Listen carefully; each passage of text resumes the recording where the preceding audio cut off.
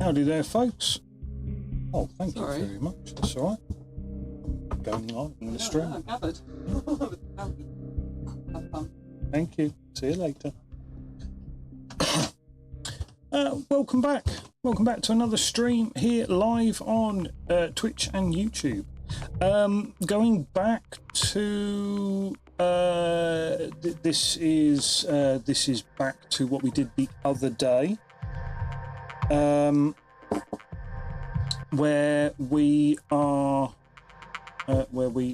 streaming some 3D modeling, a little bit of cleanup of a very old, in fact old hammer, Warhammer miniature. In this case it's Techless from I think we established that it was about 1993 that this model came into being. I was just into double digits. I'm sure probably a lot of my audience might not even have been born at that time, although to be fair, anyone who's likely to be watching me is probably a bit of an old fart as well. So yeah, this is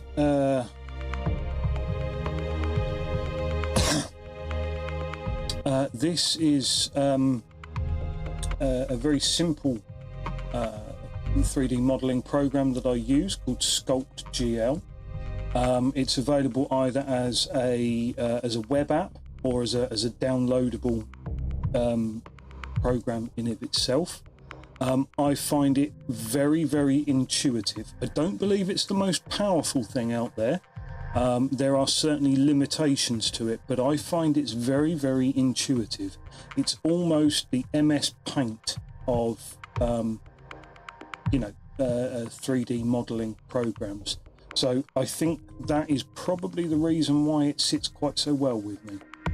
I'm gonna jump us over there now. I'm gonna show you what we're dealing with, and please ignore the subtle hint in the background as to what we're going to be looking at next.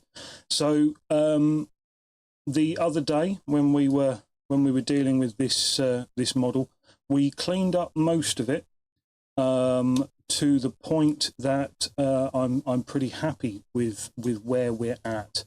There's a few bits on here that could possibly use more work, but I don't think we're going to really bother. It's looking rather fine, nice and smooth. There's some good textures, there's some good details. The only thing that we didn't have a chance to do was any work on his sword. Now, I will keep this quite simple, quite constrained.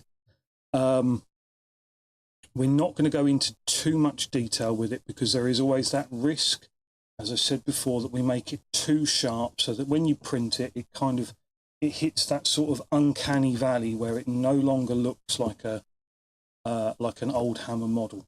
And we don't want that. We want this to be as close to the original model as we can get it, whilst also being crisp and clean and clear and defined in the manner that some of those old models weren't, because they couldn't, because of the reasons that we discussed before, things like the casting process and things like that.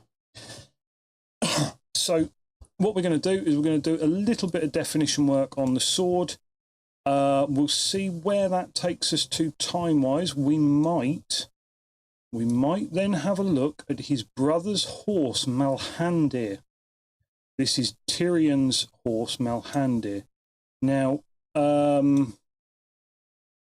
again, it's a beautiful model. I have just noticed a glaring problem that I never noticed on the original scan, and that's the fact that I'm not sure if that is supposed to be cleaned out. I can't remember from the original. I would assume that is supposed to be a void there, that's supposed to run all the way through. But I think in in the scanning process, that has got filled in, which is unfortunate. And also with this program, I don't know that I'm going to be able to do anything about it. But you can see we've got a few details here which just need a nice little bit of redefinition. So we will have a quick work over on the horsey after we've finished Teclis and his sword. We might also have a time for a little tiny game. We'll see how we get on. Anyway, I'm going to pop some music on and we'll get started on this bad boy here.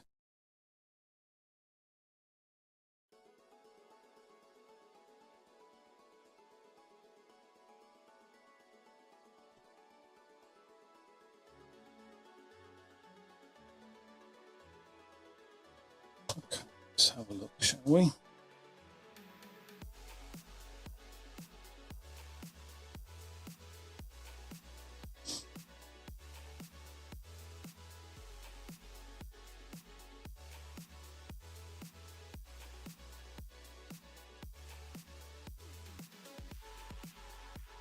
Just going to etch in a little bit of detail around about his fingers, because I've noticed that we are lacking that a little bit in there. Not a lot, just enough to make a difference there.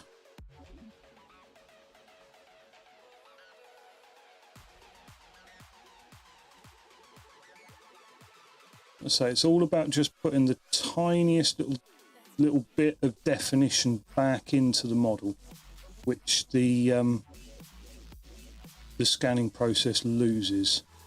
And it's quite a... you do have to be quite subtle about it, because if you try and take too much out of it, as I said, it gets this sort of uncanny valley of looking almost like a modern figure, which you don't want. Right, let's have a look. See, now you've got to be quite careful with this, because when it moves around like that, it takes the actual the point of rotation away. Okay. Yeah, like I say, we are not going to go too hard at this for fear of losing that sort of classic lumpy texture that you commonly find on hands and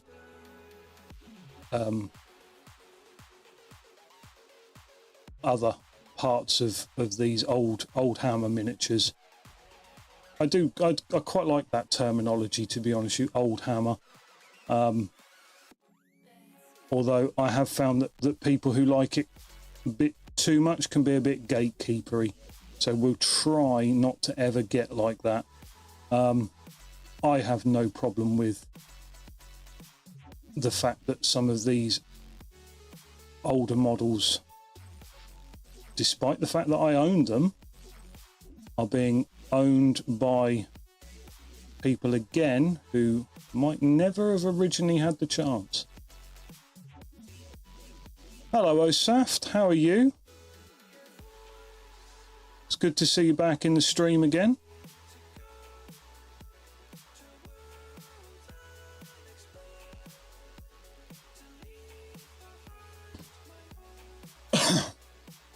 How's your evening going?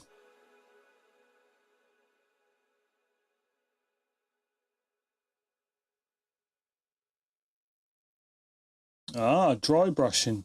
Are you still working on your diorama?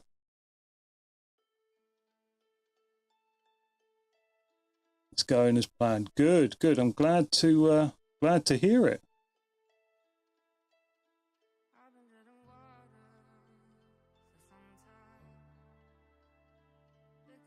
So how long before you reckon it's done?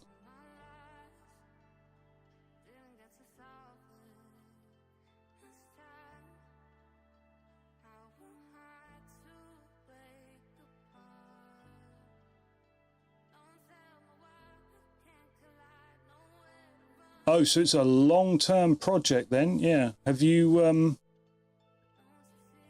started assembly of the ships yet?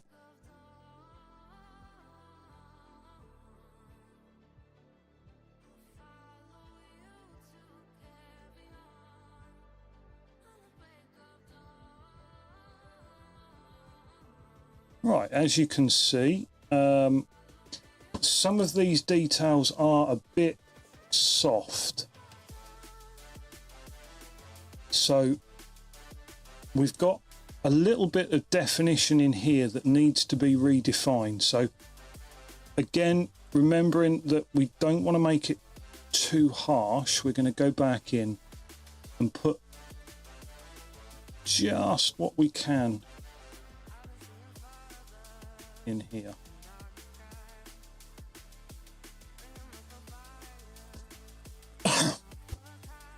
Ah, yes, the turpits. I based on your conversation the other night, I thought, do you know what? I've not actually, I don't actually know enough about the turpits.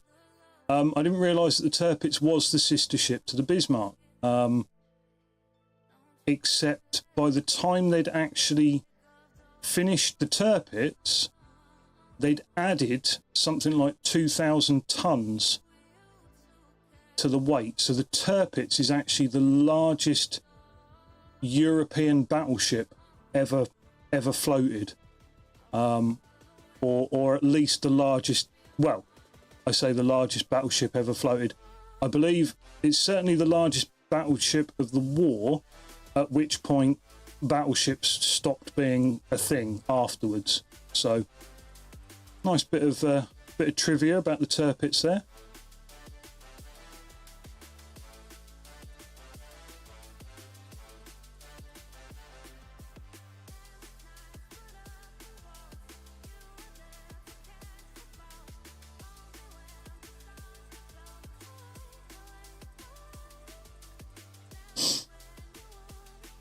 And despite the fact that she was the largest battleship ever floated by a European navy, the reason I think that that's a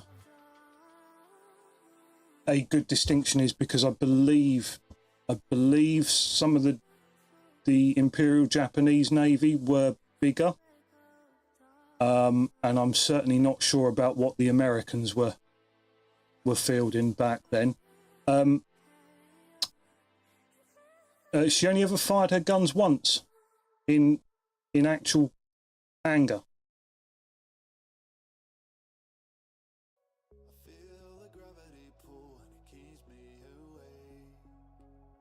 Right, let's have a look at that. Well, that's looking a little bit better. That's added a little bit of clarity back in here.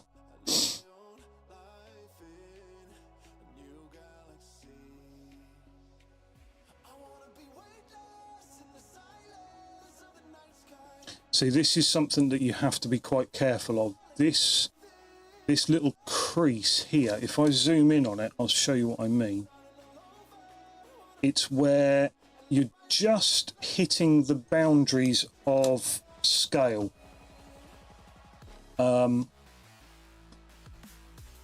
Where they become, it becomes too much for the detail of the program to actually deal with. It's too small at this point for it actually to clean that up any further without just distorting everything. So we'll go in, we'll make a little bit of smoothing on the inside of this ridge here, which is going to look lovely. And the same on this one. Go. And the same here as well. But I'm not going to do that. I'm actually going to brush in a little bit of additional material and then smooth it down. Trouble is, if you just smooth, you can actually end up with where it reduces it too much. Oh, hang on, there we go. That's what I was talking about, where you're getting the wrong. So we've managed to take that out without slimming down this edge too much. So we add a little bit more material in.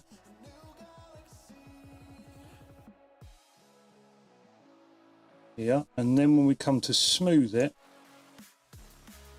it doesn't deform that edge to make that too sharp. So we're just gonna do the same here.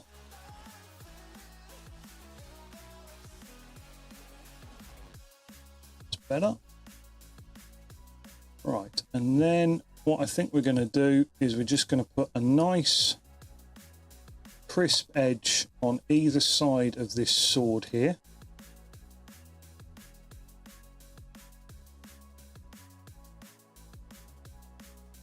Drop that intensity down because we don't want it to be super sharp. It's not actually a real sword. We don't need it to cut anything.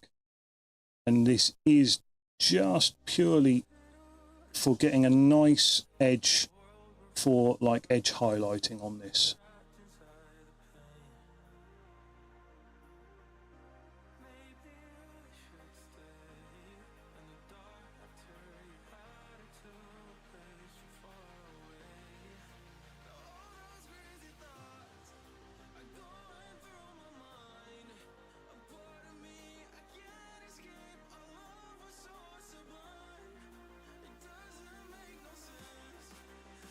And the nice thing about this program being is that once we have tidied this edge up, we can get it as sharp as we want with the control of the pen.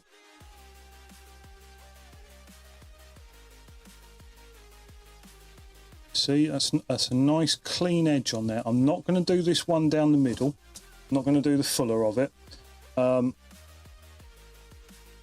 We can come around and do the other side, but if it does sit slightly out of place, we can actually correct that line with the pinch tool.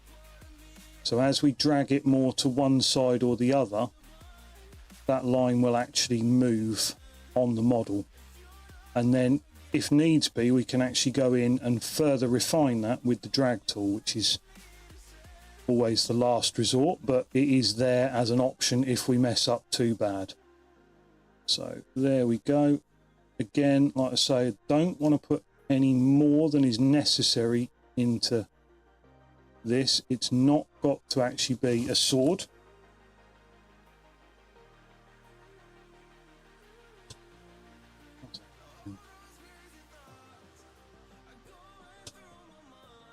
Yes, dry brushing really does hurt your brushes. I'll tell you what though, and this is a tip that I don't know if you'll be able to tell.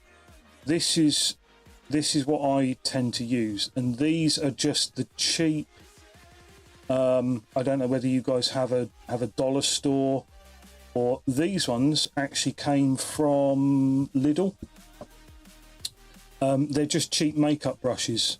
You buy them in a set, and you get different sizes of them, and they're quite stiff, and they make a lovely dry brush. Really do, really good dry brush on those. And I think they're a few quid normally for a set.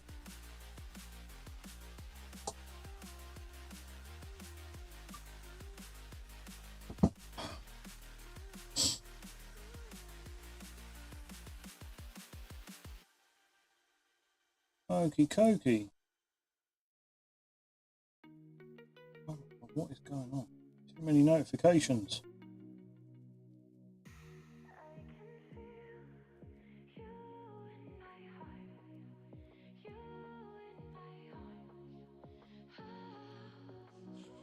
Right, excellent. Leave that open. Yeah, I find that I find that cheap makeup brushes, they normally, hang on, what I was about to say, do you have Lidl in Germany? And I'm thinking that it's actually a German brand, isn't it? I think it's a German company, but we tend to get them over here sort of every few months. They'll turn up in stock.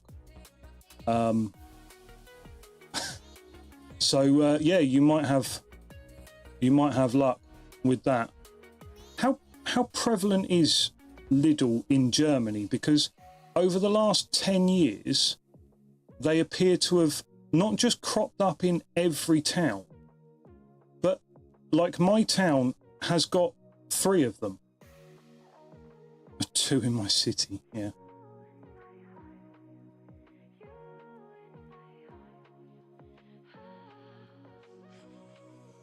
I must admit though, I'm quite a fan. I do like their product range, and I do quite like their whole middle of Lidl thing, which I don't know if that wordplay works in German. What would it be? It would be middle of Lidl. Meh.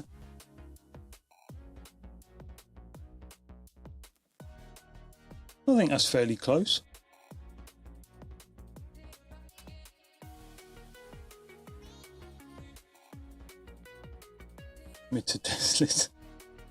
It's not bad. It's still a reasonable wordplay, even in German. So over here, it's become quite a thing that the products that they feature. You go in there for your normal shopping, and you end up coming out with a wetsuit and a sledgehammer, because that's how that's how it works with Lidl. Which is quite handy, because I often find myself needing sledgehammers.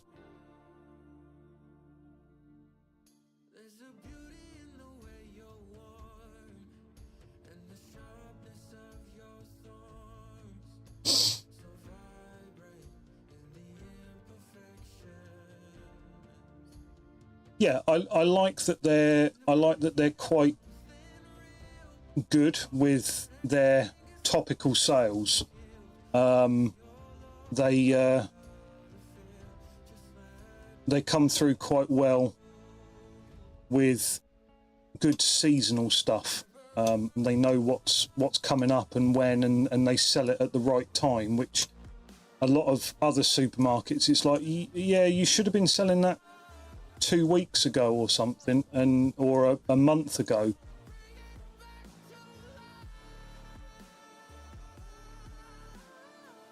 Right, let's have a look. So that's actually looking quite nice and straight there now, or at least a little bit straighter than it was. Still got a slight bulge in here, haven't we? We'll see if we can tidy that. That's looking nice. Like I say, we're never going to make this perfect, but we can try and get it looking reasonably symmetrical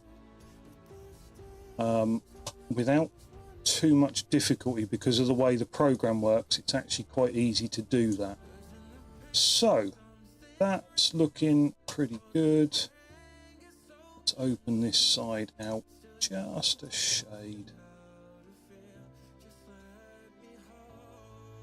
As you zoom in on the model, the fine control on it gets smaller and smaller. So the radius that it works at gets smaller and smaller, and means that your fine control, so you can neaten up that edge so that it's almost symmetrical. I'm never going to make it completely symmetrical, because the model wasn't intended like that, but that is pretty good. And we just now need to do the last little bit of tidy up on the back side, and I am going to do this quite quickly because I'm aware of the time on the stream, and as I said, we have an entire horse, or rather a horse's head, to work through, and potentially we might even play a little puzzle game on the stream later. Right, let's just gently work our way around this. I'm going to keep reasonably well zoomed in.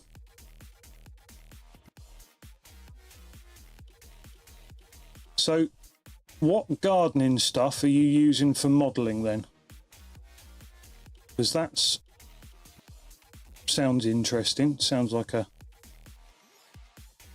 almost like a life hack that I'm missing here.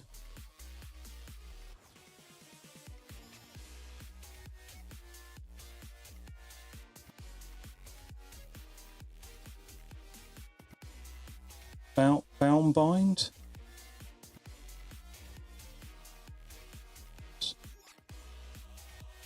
Not sure about the terminology there. I don't know quite what that is, but I can imagine what you're meaning. Yeah, material for camo nets. Yeah, that's quite good.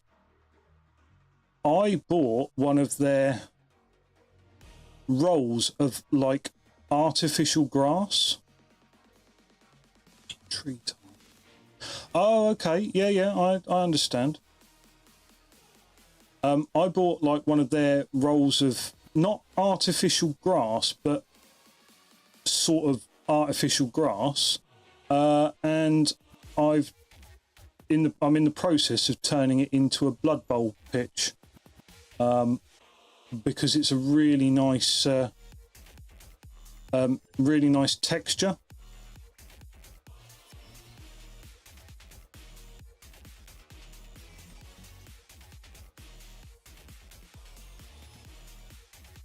Not sure if you're familiar with something like Blood Bowl, the Games Workshop. What else I have? Like the Games Workshop version of American football, which is quite an entertaining little game to play, actually. But it's really, really nice when you've got quite a good-looking pitch for it. So, okay.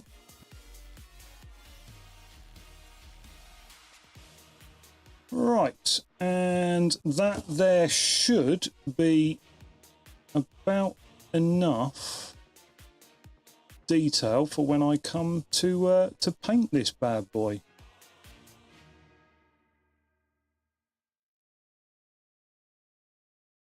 Oh, I know the type, like the green stuff that you that can be quite almost like quite powdery, but you can cut it and carve it, and yeah, I know the type of thing that you mean.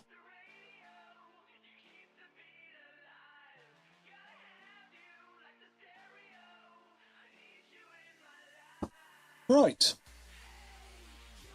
So, tech list there is done. That's excellent. I'm quite happy with that. Now, yeah, I'm not going to put any further detail in there because anything that small is going to be unpaintable. I will not be able to paint it at that scale.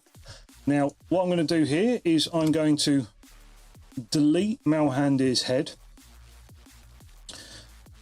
The reason being is that I'm now going to save this, and I'm going to save it as that. Overwrite that save, and then we are going to clear this out, and we will bring back Malhandir's head. The reason that I did that is because if I don't, then I actually it actually saves the two figures as one.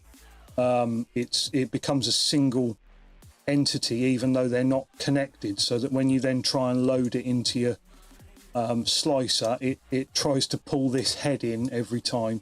So we don't want that. That's not something that we're after. What we are after doing is a nice, simple, quick smoothing job. Now, we can emphasize exactly what we're doing on this base here. Now, we do have to be quite careful not to get too close to the edges, because if we do, that will deform, and then they'll end up as the incorrect size for the body of the horse that we're going to try and put it in. We want it as smooth as possible without actually pulling in the edge of that, which is probably about that. That's probably all we're going to be able to do on the bottom there.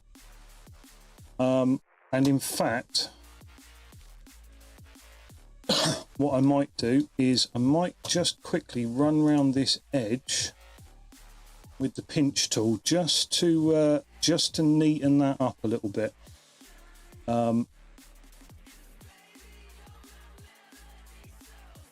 Nope, that's a bad idea. Let me... There we go.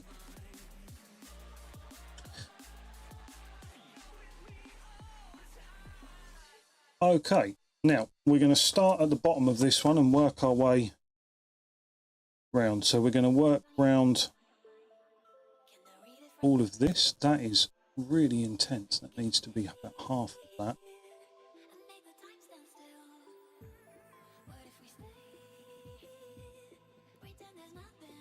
And as I say, it's just putting that little bit of depth that the scanner loses, because the scanner is an imperfect tool, unfortunately, and it can't, if they're not clearly defined visually, it can't work out how deep these ridges and what have you are supposed to be, so it can't actually record the depth of them properly. So we're just going to manually go back in and restore that depth, which has been lost.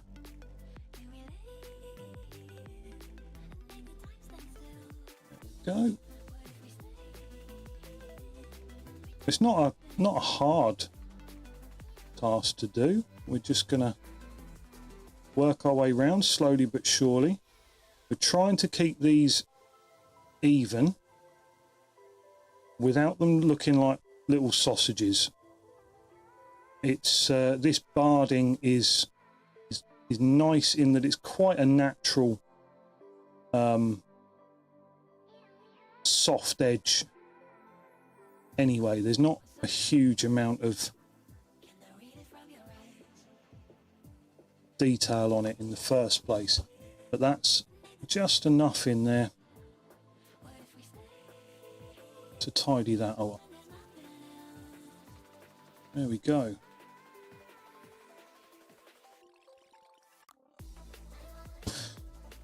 Just going to see if we can smooth it down a bit. Not quite. Don't want to do that too much.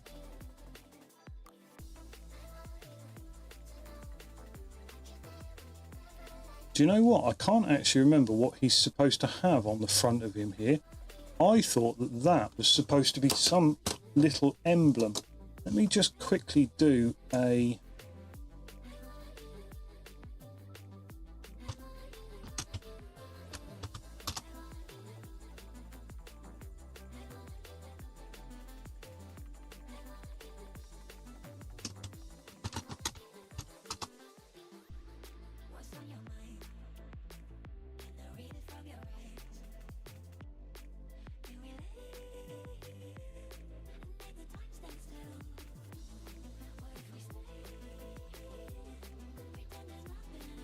Excellent. The picture of him that I can find is such low detail that I can't for the life of me tell what's supposed to be on the front of him. in that case, I have a feeling that it's not going to be that important.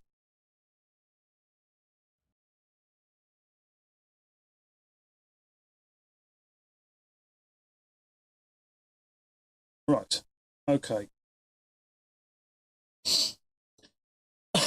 We're not going to put too much time and effort into that. Right, we have got quite soft detailing in here. Now, what's going on?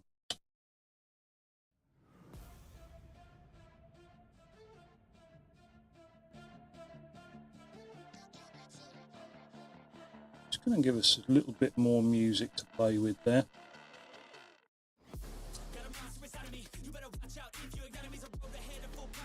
Although what in the hell this is, I do not know. But you have my apologies. This is YouTube's decision, and I can't be bothered to argue with them. So,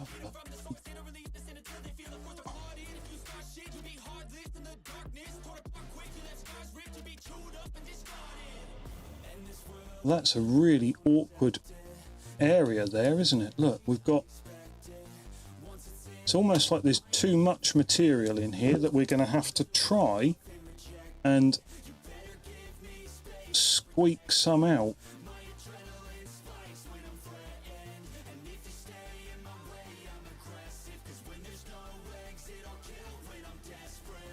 So what we'll do is we'll run the brush round here a few times and try and eke some material out nice and gently so that it doesn't get too aggressive. You can see the difference there,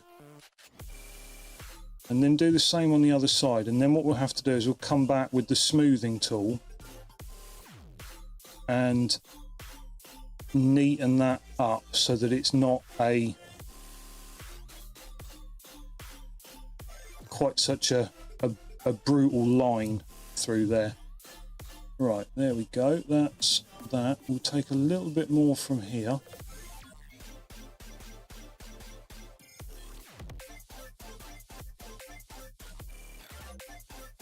Okay. So I hope everyone is having an excellent week. It's obviously Tuesday. Wednesday tomorrow is going to be an interesting one. We've got a massive job coming up fairly soon at work, and we've got to travel a good few hours to get to this this site for a pre-contract meeting. So I'm looking forward to spending quite a number of hours as a passenger as my colleague and I run up the coast, because unfortunately it doesn't actually feel right to do anything in that time. I don't have access to work related stuff apart from what I can get on my phone, and yeah, it just makes for a quite a boring morning, unfortunately. Right, that mouth is shocking. We need to do some tidying up in there, don't we? I think we'd probably be best if we actually went in much the same way as what we're doing. Try and remove a... No. Let's go back to our creasing tool. No, I don't want Cortana, thank you. Why would you even think that?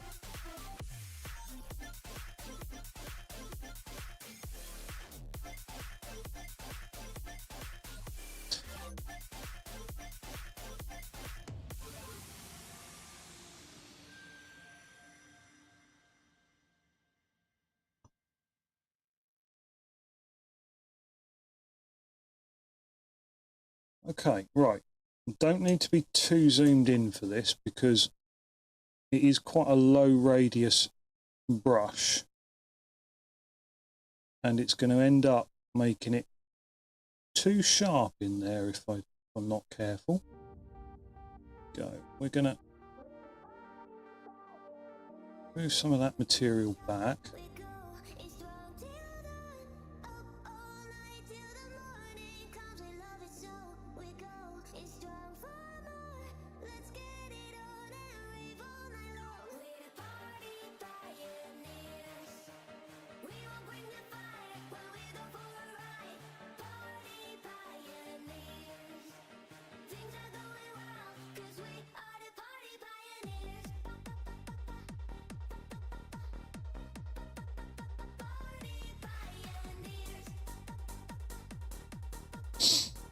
Okay, that's actually looking a lot better straight away.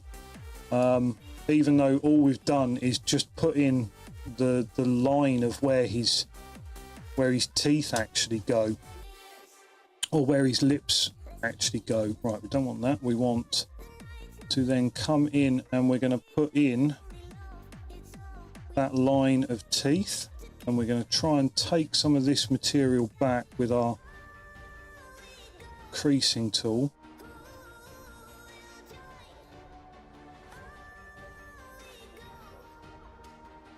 And the same up this side. And once we've added that definition in there, I think what we're going to use is that definition to then wick away some material. Yeah, like that. So we'll take the teeth back.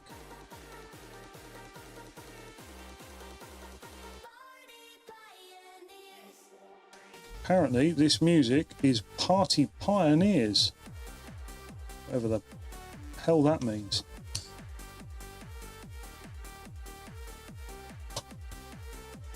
Hey, that is actually looking a lot better. I mean, he looks kind of goofy. He looks a bit horsey, pun intended.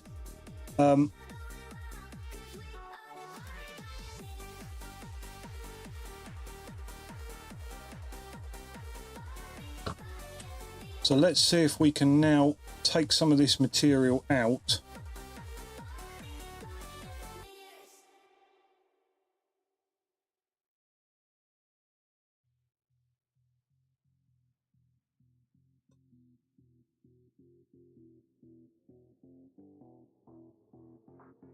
I think that's actually going to work out quite well.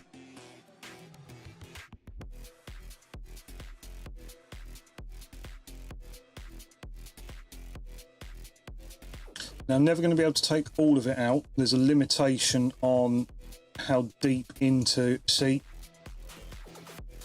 this here is what I was talking about. And if I'm not careful, what will happen is that it gets to a point where it can't be smoothed. And then that will cause artifacting in the actual structure of the model that... the slicing programs don't like. So what we can do is we come in here with just a bit of smoothing, and then we call it done. That is as much of that material as I'm going to be able to remove. I can still try and straighten up his teeth a bit, but the way we're going to do that is we are going to do that with the good old drag tool, and just try and get him looking symmetrical again a bit.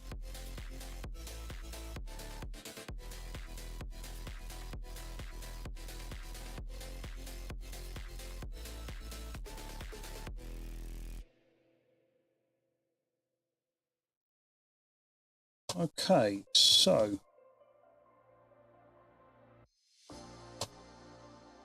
I think at this point trying to put texture on the teeth would be a mistake. I don't know, might be. It might work.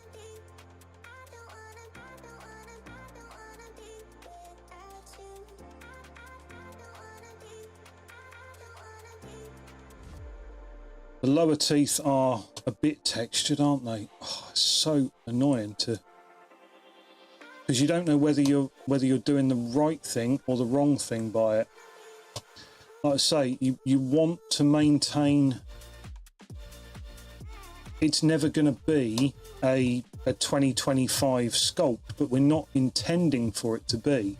I mean, we've already put, you know, that original definition that was lost, that, you know, was basically gone from the model. We've managed to put a lot of that back here.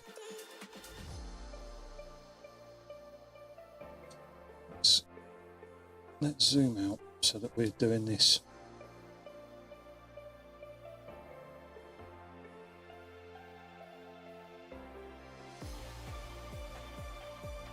Because like I say, that detail there now looks so much better than it did. So we don't want to go and spoil it by trying to add in one detail that we're not capable of doing because of my limitations as an artist, which is, you know, understanding your own limitations is the first step. But also the limitations of the program and the model itself. I just don't think that it's ready to have that any more detail than what we've got in there at the moment. So we'll come along, we will leave that area for now. It's quite a good natural finish in there, and then what we can come along and do is pay a little bit more attention to the man, or in this case elf made parts that would have higher definition than a horse's snout, as it were.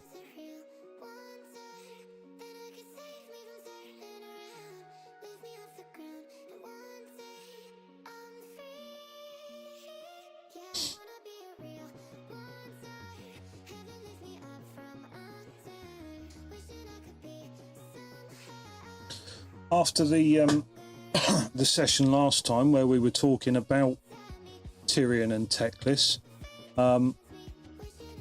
I do still have an intention to go and look up what the current lore behind them is. Is Tyrion still the strong warlike brother, and Teclis the...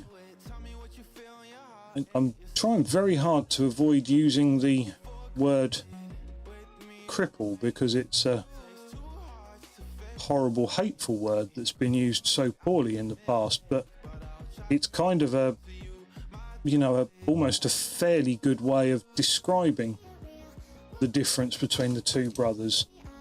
So I will try very hard not to use that word.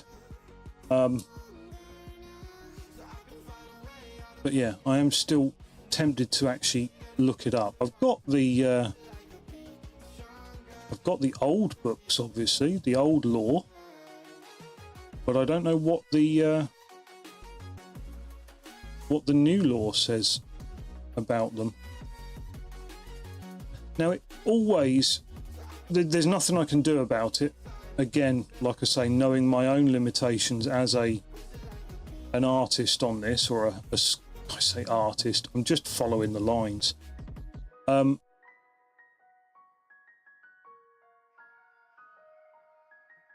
always frustrated that these scales never overlapped. They're all in a line, which I think they should have been one here, one in the middle, one in the middle. There's a slight evidence of it as you go up, but it's not very clear that that's what's intended. I do find with these, with the high elf armor and barding, the more detail that you can add in at this stage without going too fine. So it's trying to keep the original proportions really does benefit you when it comes to painting, because these armor pieces really benefit from that bit of extra definition.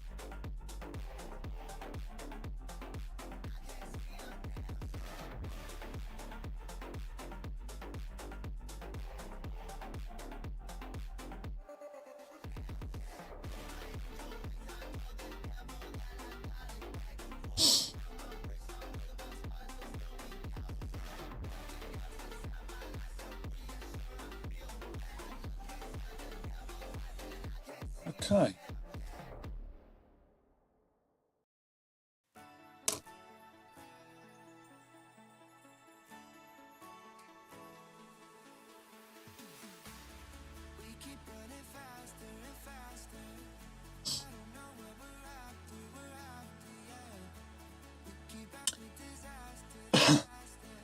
So Malhandir's head is going to be way more work than what I'd originally intended. That's going to be quite a session there just on this guy, I think. I'm going to see if we can add a bit of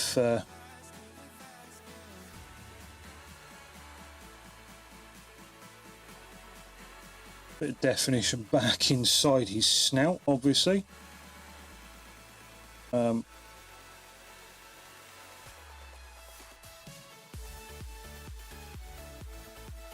But also smooth it out, because we don't need too many polygons in there, that's for sure. Oh, excuse me.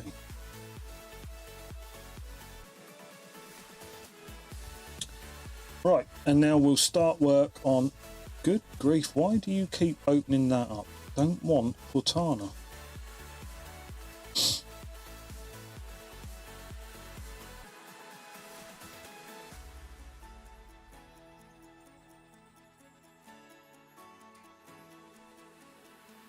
I'm just going to be very, very gentle about this as we come around and put this definition back.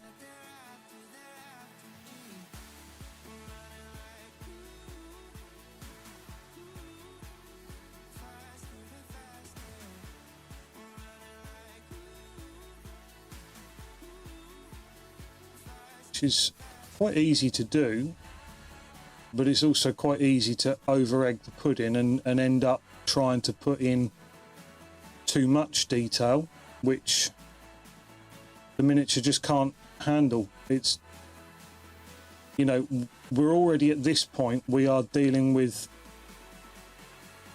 in fact it's probably the best use of economies of scale. I'm working on a section which would come out that's, you know, not much bigger than your fingertip, and zooming in and doing all this extra detail and what have you might look okay for the camera and us and chatting about it, but it's not actually really adding anything back to the model when you come to print it out, unless you wanted to come and print this out at like 54mm, you know, a large scale horse for a large scale Tyrian, which is actually, now that I think about it, a fantastic idea. Oh, who needs to go out and spend money on busts when you have a 3D printer and ancient Warhammer models? Because although they do lack the detail that you might need to get a good looking piece. So, yeah, now that I think about it, maybe not.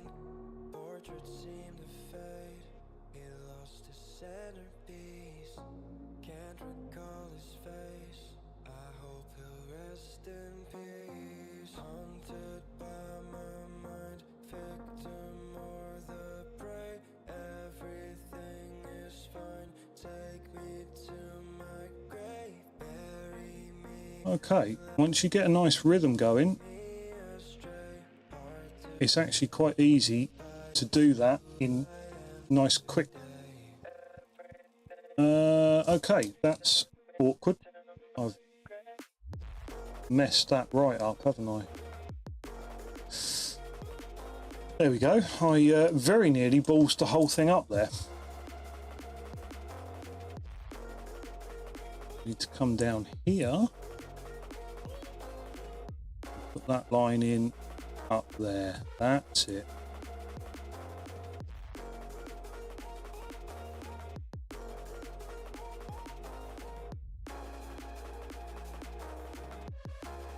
So I was saying the other day that one of the nicest things about access to digital models like this and 3D printing is the opportunity to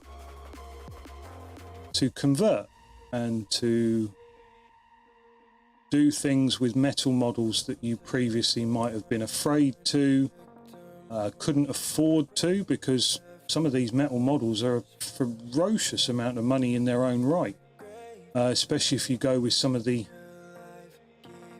more reviled eBay sellers, naming no names. But I think a lot of people will know probably who I'm talking about just from that description.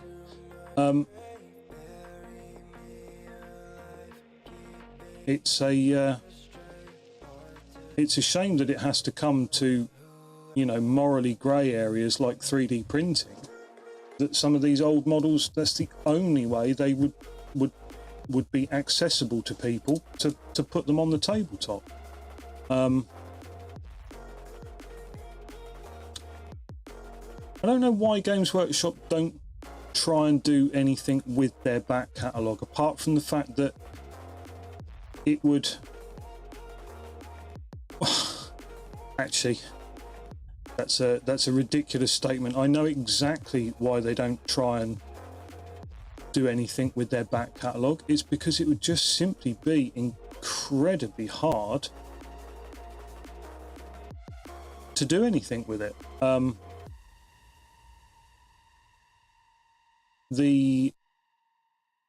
The fact is that you need to try and protect your IP, and if you open these models up to ease of access, then all that's going to happen is that your IP on them will be more easily infringed, and the whole ridiculous idea of IP and how it's enforced and what have you punishes a company that makes it easier for people to infringe, because then they have to defend it more often and then they look like litigious bastards.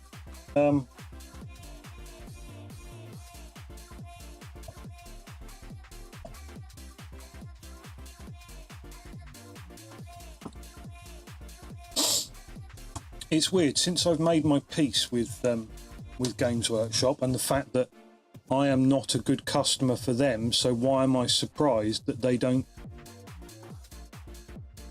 court me as a customer? I find myself defending them a lot more, which is a slightly unusual place for me, because I would probably readily back in the day have gone out of my way to criticise Games Workshop, but the fact is that I've realised Games Workshop and I just simply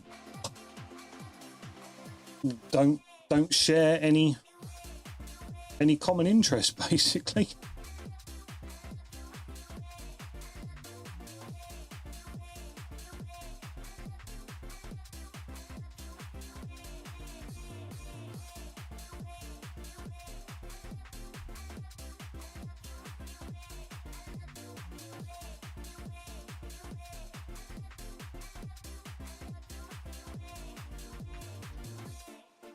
Oh, that is actually looking rather nice there now. I'm quite happy with that.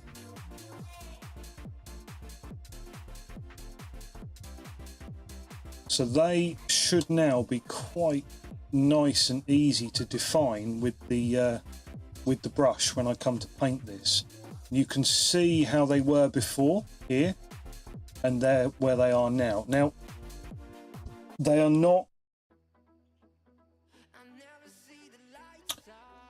they're not perfect, they're not even, they're not uniform, but they don't need to be. They need to be defined enough to paint them, and once they're defined enough to paint them, they're paintable. It seems so bizarre that that's how I would describe it, but again, what I'm saying is that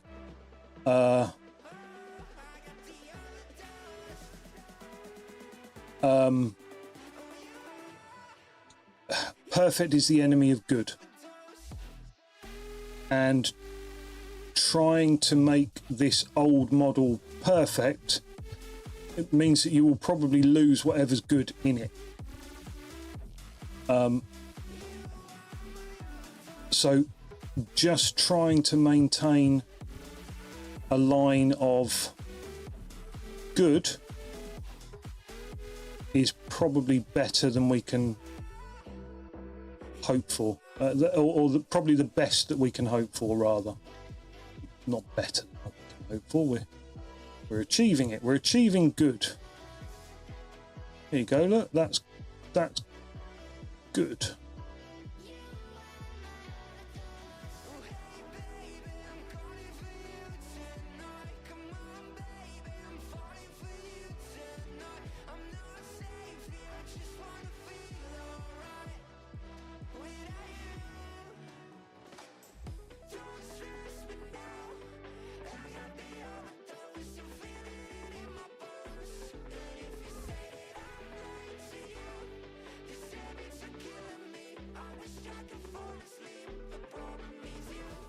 There we go. Right.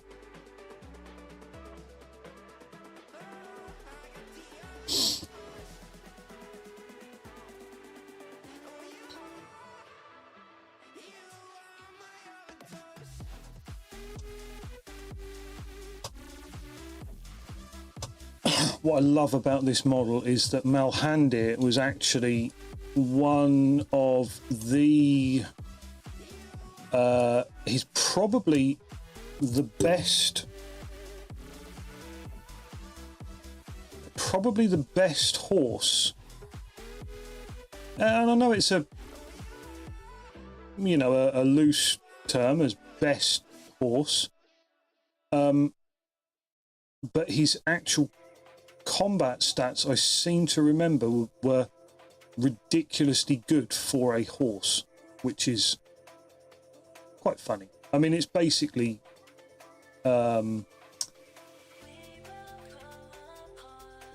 he was I can't remember what the lore behind it was, but he's like a king of horses or a god of horses or something. Oh, there we go. That looks quite good. I'm trying to keep that separation there on the front of the dragon scales so that the bits down the chest have a slightly broader spread than the scales running up his neck.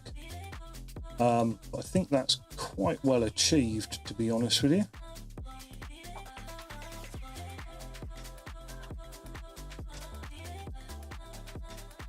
Let's have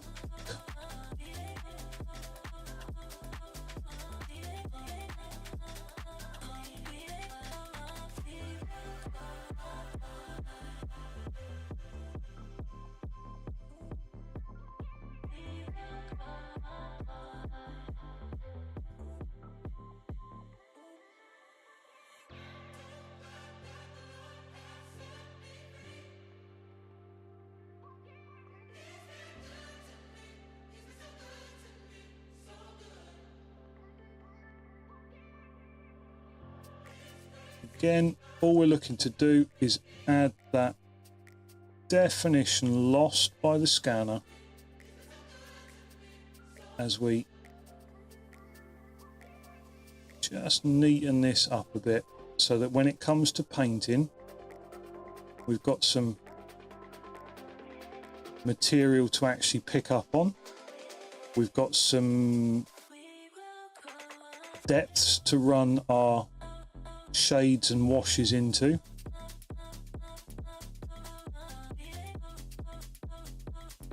And I think that works quite well if you see what we end up with as a result of this cleaning.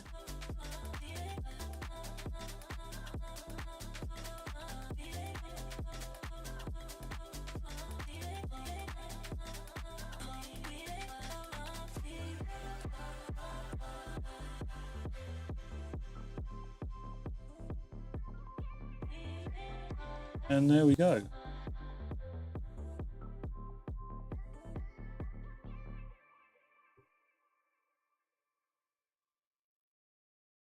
And that's nice. That's nice and defined. Everything will be easy to pick out on there. little bit of extra into that.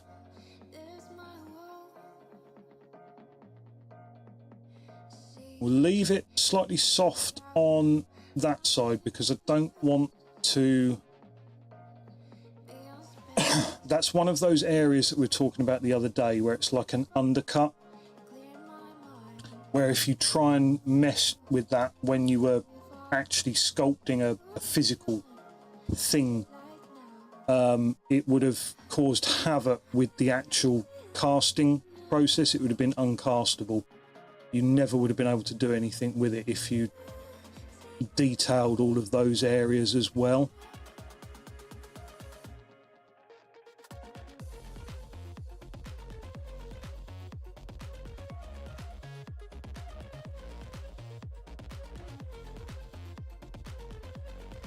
There we go.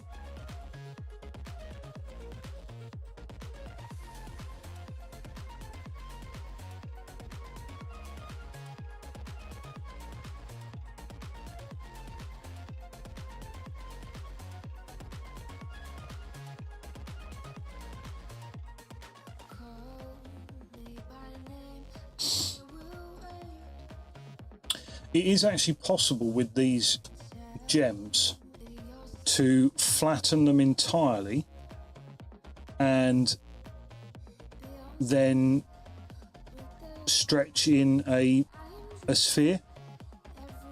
So you can actually put, you can physically model in a much nicer, neater gem, but at the moment we're not going to go for that. We are going to keep it kind of simple like this. I suppose we could actually. You have to be really careful with how you do it. Let's see if we add a sphere and then we transform.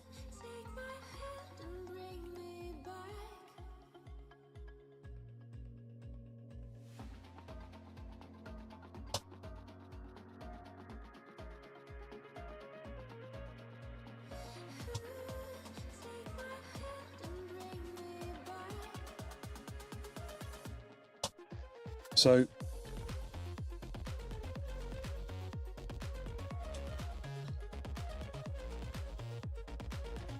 we'll keep reducing this down until it's almost the right shape, and then we should be able to... Which one are we pulling? It's that one, isn't it?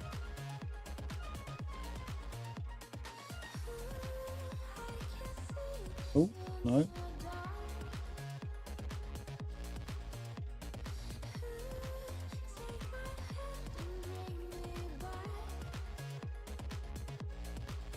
Right, let's just pull that forwards a bit.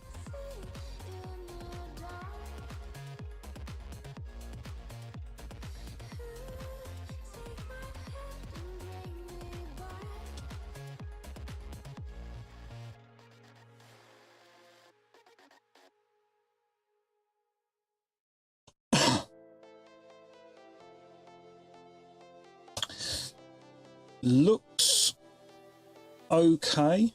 I think it probably needs to go back a touch.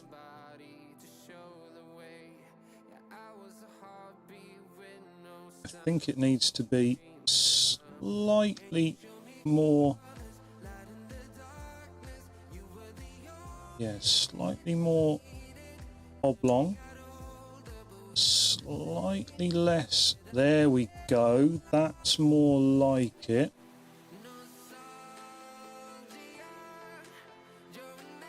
In fact, that's nearly right. Now what we then need to do is we come back with our brush on negative.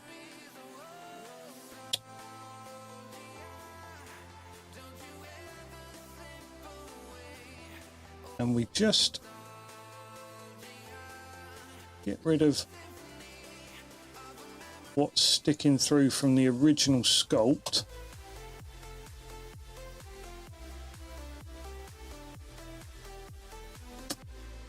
and then we go back to our drag tool and we correct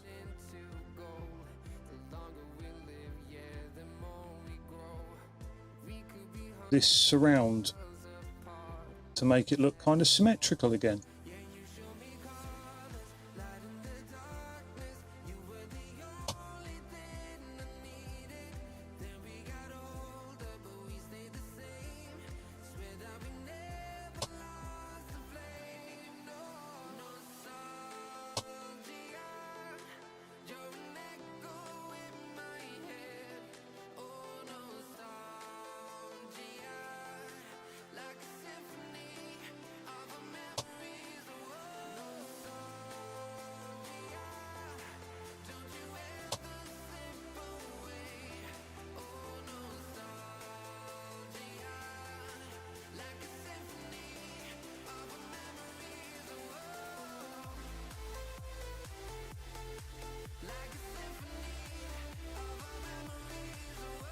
There we go.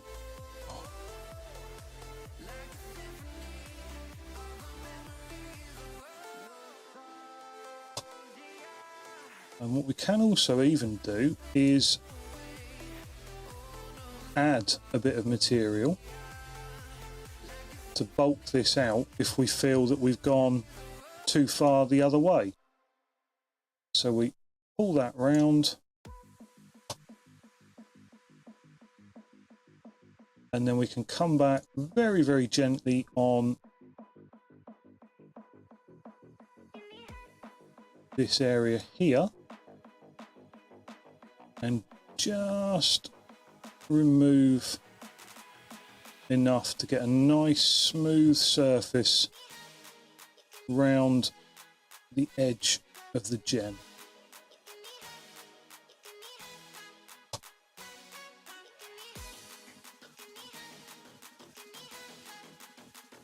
It's just a bit of trial and error, really, working out what works, what looks right. So we're going to need to come in and just add a tiny bit more movement upwards at this top point here, just to make that sit correct.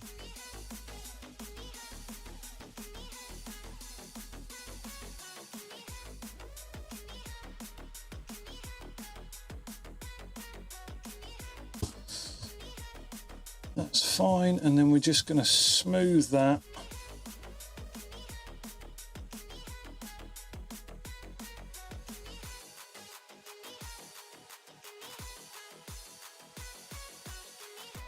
There we go.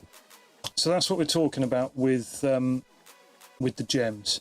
Now we do have to be quite careful, because if we accidentally click on that, it will switch to modifying the gem until we save this. So we save this as one, and then that will become part of the model.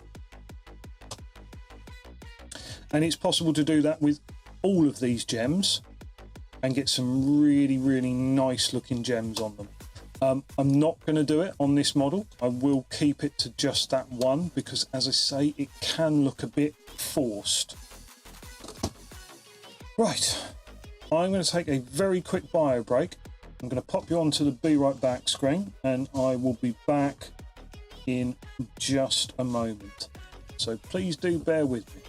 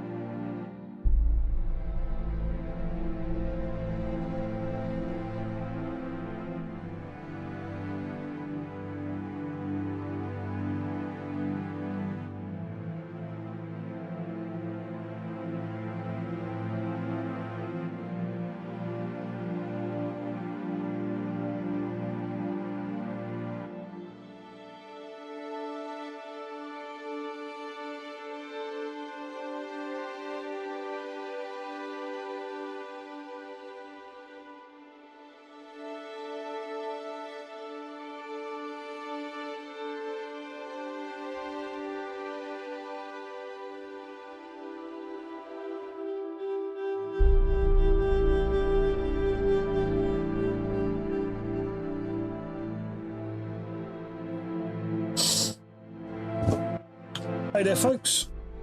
Thank you for your patience. I'm back in the room. I do hope that everyone's enjoying this little session that we're having here with our horsey. I'm quite enjoying working on it, which is nice.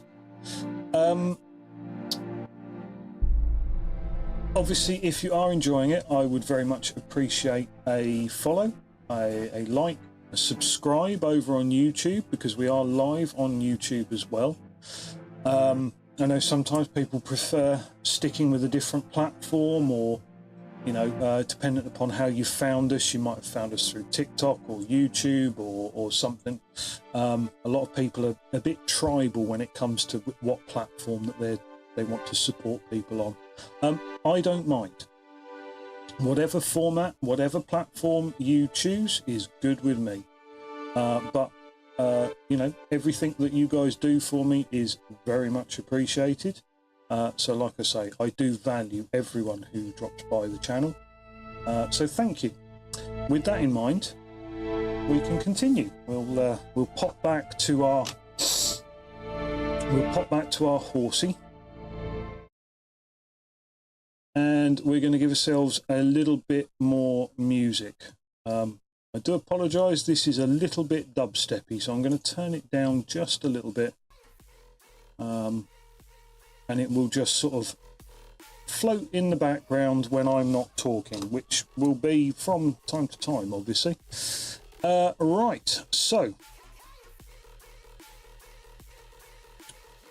Yeah, we have our dragon helm here. This barding on Malhandir's, on his crest and what have you, which is what really makes him stand out from all the rest of the horses, is this lovely dragon helm. Not that he's the only dragon helmed high elf horse, because obviously we've got the of this same era, you've got the dragon princes, and obviously Tyrion did make an incredible leader for a unit of dragon princes. In fact, he's about the only character that I would suggest that you have lead such an incredibly expensive unit.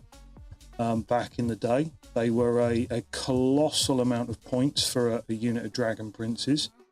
You could only have one of them, one unit, obviously. And they were extremely hard-hitting cavalry. Now,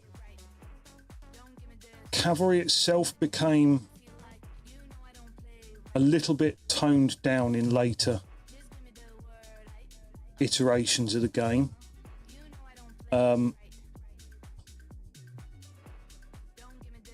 So yeah, dragon princes were...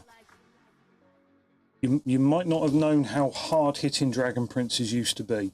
But they were extremely potent cavalry. I definitely recommend that you. There was a battle report, I think, that was used in the 4th edition army book, which I'm sure is available in PDF format, or whatever modern. Look at me moaning about modern formats as I digitally sculpt a 30-year-old model. Yeah, not one to talk really about modern methods, are we? But if, like I say, if you're an old grognard like me and you have a huge shelf of army books just kicking around, you can probably just wander over there and grab your 4th edition army book that you all should have. You've all got 4th edition army books? Yeah? Yeah, maybe it's just me then. I'm not suggesting that I'm the only person that's still got their 4th edition army books. I'm suggesting that out of the limited number of people who might be watching on Twitch or elsewhere, there's probably not a huge amount of Oldhammer fans, which is why I appreciate anyone who chooses to drop by, because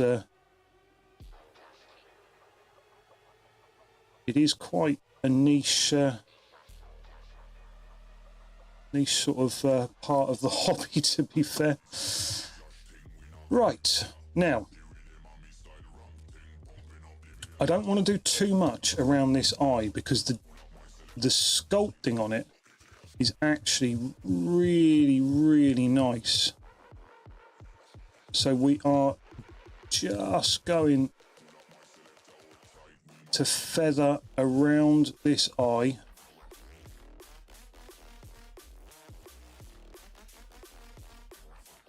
Just the tiniest amount.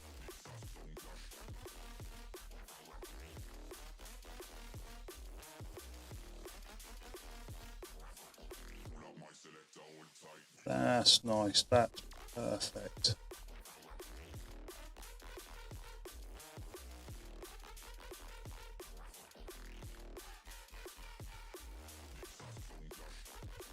Like I say, don't want to do too much, because they can end up looking shocked and standouty. And when you see some of the people who correct these models, they have a tendency to look a bit like, actually I'm not going to use the expression because I am trying very much to curtail the language that I use on stream, because one, my wife says I'm swearing too much, and two, I'm swearing too much, and it's the first one that's important, because she's the boss. Seriously, why do you keep popping up?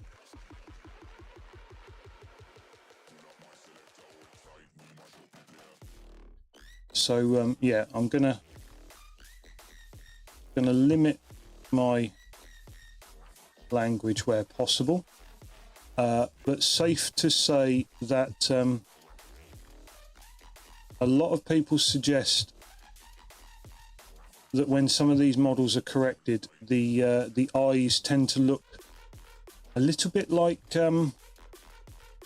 lady parts.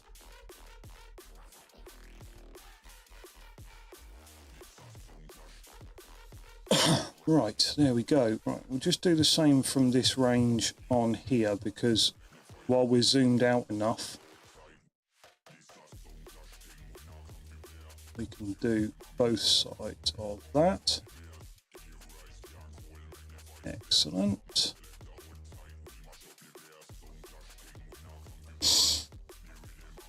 And then we can zoom in a little bit, and we can start just sketching our way around this side. Like I say, this is probably more work than I intended for a single stream. So we'll see how we get on with this. I had thought that I might play a little puzzle game that I found free on Steam. Hello. Oh, yes, please. Thank you. I had thought to play a little puzzle game that I found on Steam for free. But I think that's probably going to go by the wayside tonight.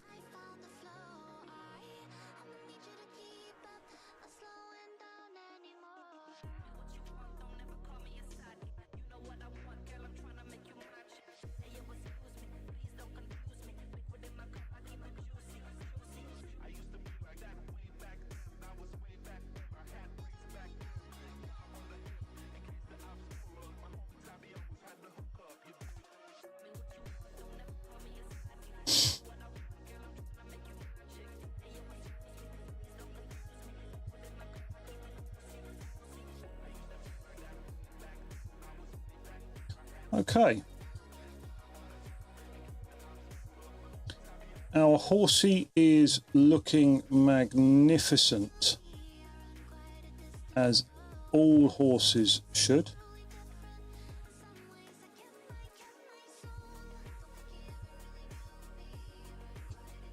and that's quite a nice look actually.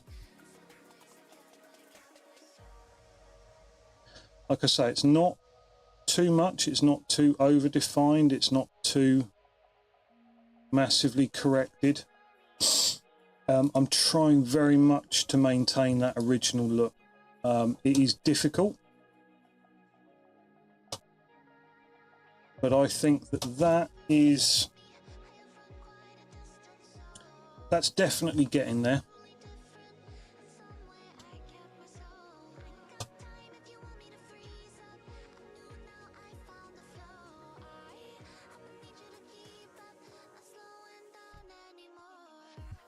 So we'll work on this section here of the barding again, just working up each section.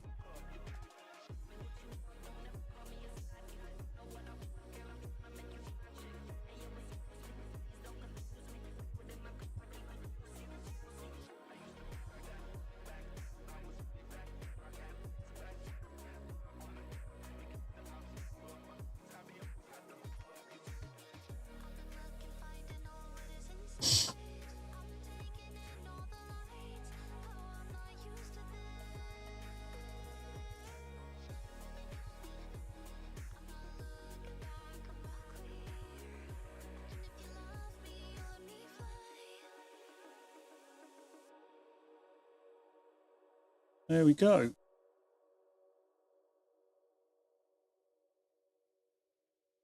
Oh, that's a little bit overcorrected there, I think. Just dial it back. Don't do any more in that area. Otherwise, it's going to start looking kind of weird.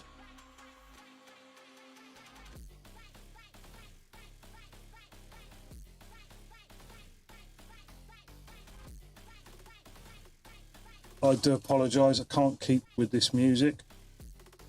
I've no idea why this is.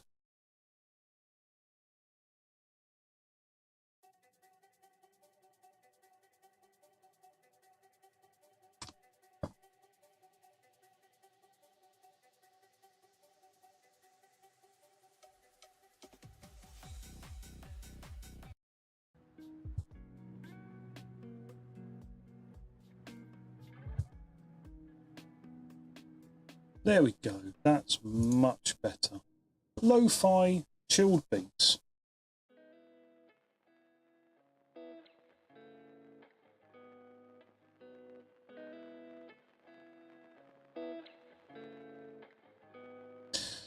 Right.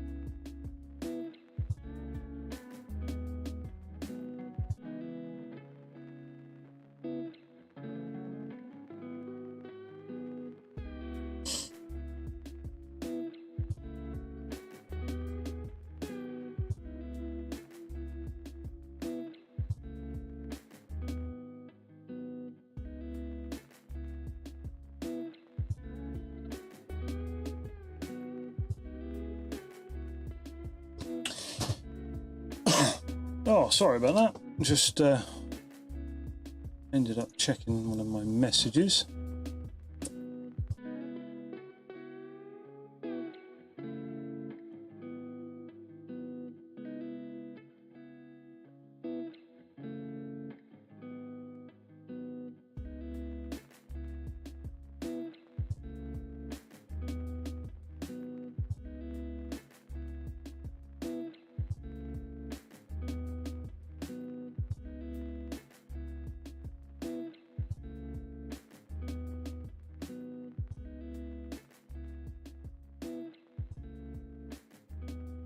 Okay.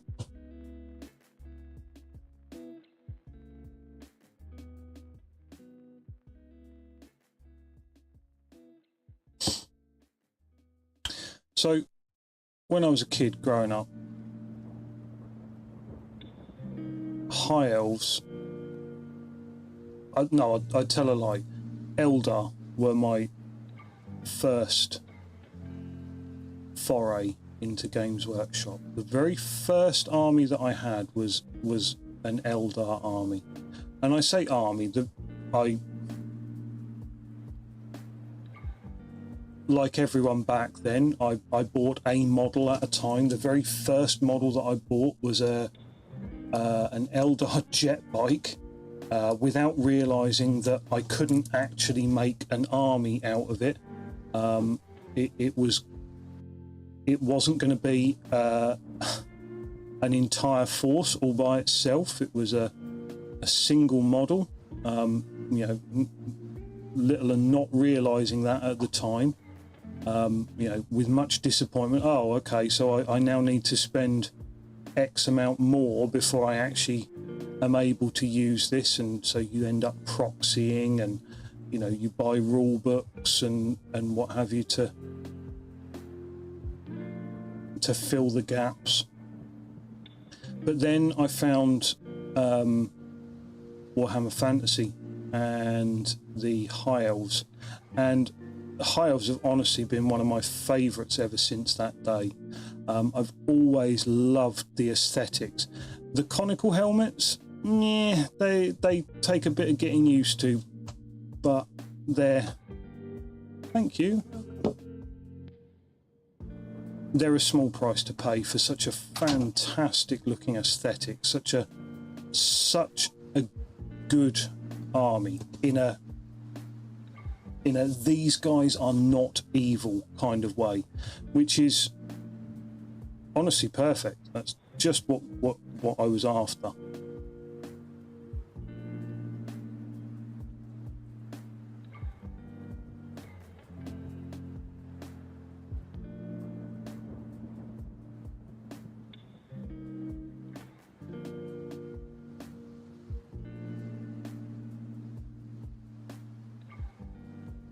Right, that is a nice bit of definition put back into these scales.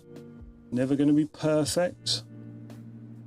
We're not aiming for perfect, we're just aiming for good enough. And that is absolutely good enough in order to paint.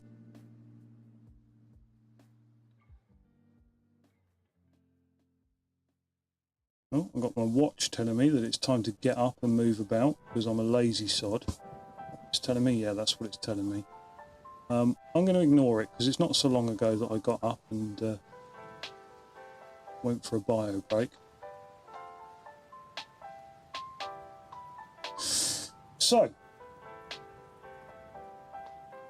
we're going to zoom out a little bit in order to do this wing like we did on the other side. It's very easy to put too much into areas like this, and we just need it to be nice and subtle in order to, as we say, put that bit of definition back. That's all we're aiming to do. So just keep it zoomed out, keep it kind of fine. Don't go overboard with it. That's looking good.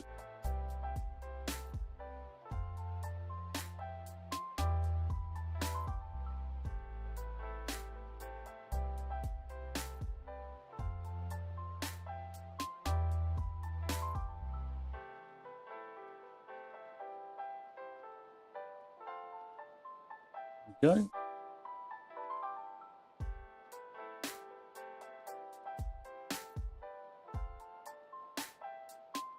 And just remember to put this little bit in on the ends so that the ends of those are nice and clearly defined.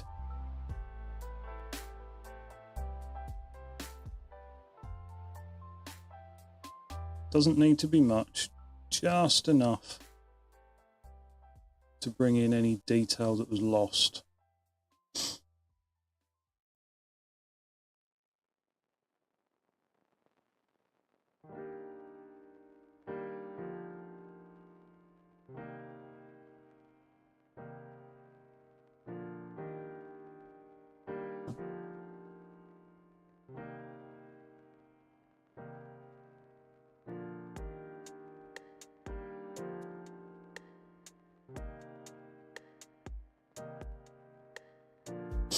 Okay, that's looking good on there. No, it's not done. Not done yet.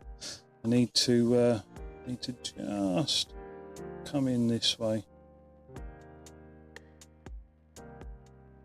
I'm looping my hand around the tablet. I wonder if I can just move this way a bit. It's possible to stop looping my hand. Hey, that's better. That's a little bit more control for me there.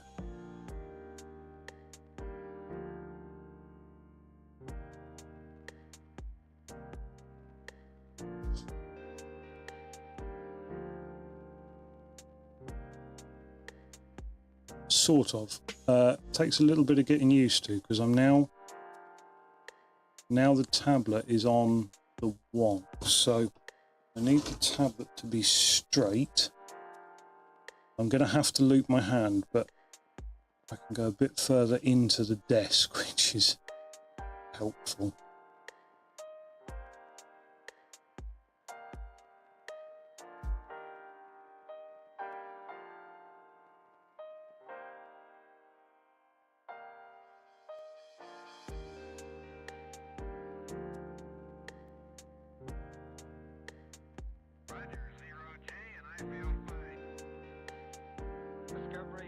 Okay, that's nicely done.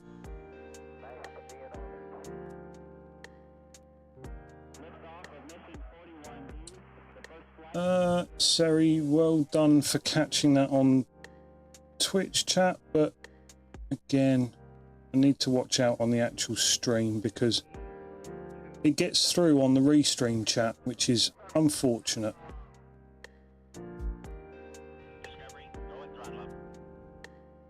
I think that actually there's a setting, isn't there, where you can make it so that only chatters who have been verified or something are allowed to chat. I might have to look into that. I think that would probably eliminate some of these spammers.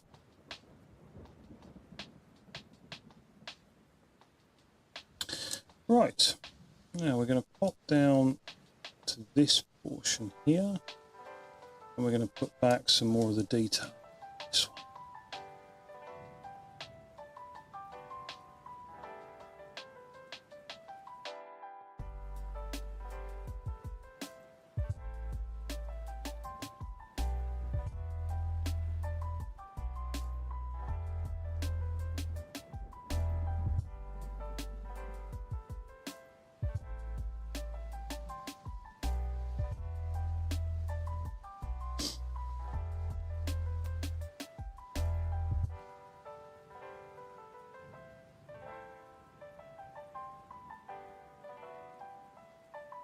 Like I say, this is supposed to be like a material on this this section here, so it's not got to be super hard edged, but the older models it was anyway. It was, I think in real life these sort of things were all just cloth, very, very lightweight material, and then they were attached to a proper leather. What do they call the bit that goes into? Obviously, the metal bit is the bit. I don't know, the reins, proper leather reins, but the actual bit that was hanging off was just fairly lightweight cloth. I don't think this wasn't the comparison, was it? This was the, I don't know what that bit around the neck would be called, but obviously when Games Workshop designed these models back 30 years ago, they decided to make them look quite heavy, sort of solid looking things rather than light fluttering cloth. I think some of the more modern models have sort of corrected that look in a way. There we go. Again, it's just there as definition so that when we come to paint it, it looks it looks nice. The paint will run into the slots nicely, and you know, you can highlight from that, you can shade down from that if you need to, and it's just about adding those little points that make it a bit easier to paint when it comes to the final completed model. At some point we will get round to actually printing some of these, and then we can put that theory into practice. And of course we add in some of that, as I say, that definition that was lost when it was scanned.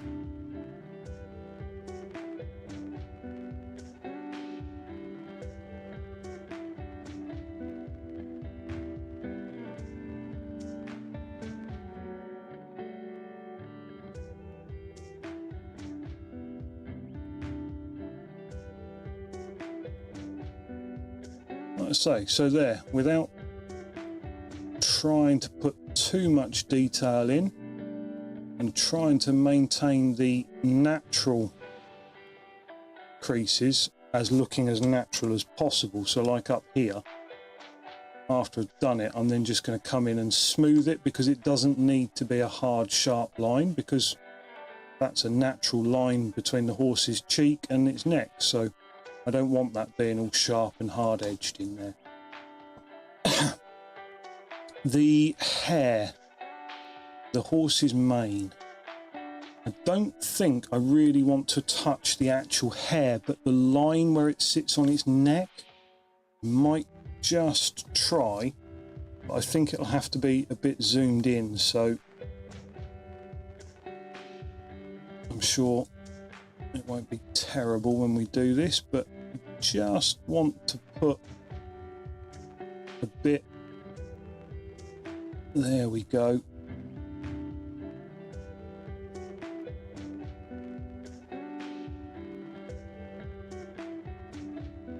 Now what we've got to remember is that this was intended when it was sculpted to be quite a soft edge.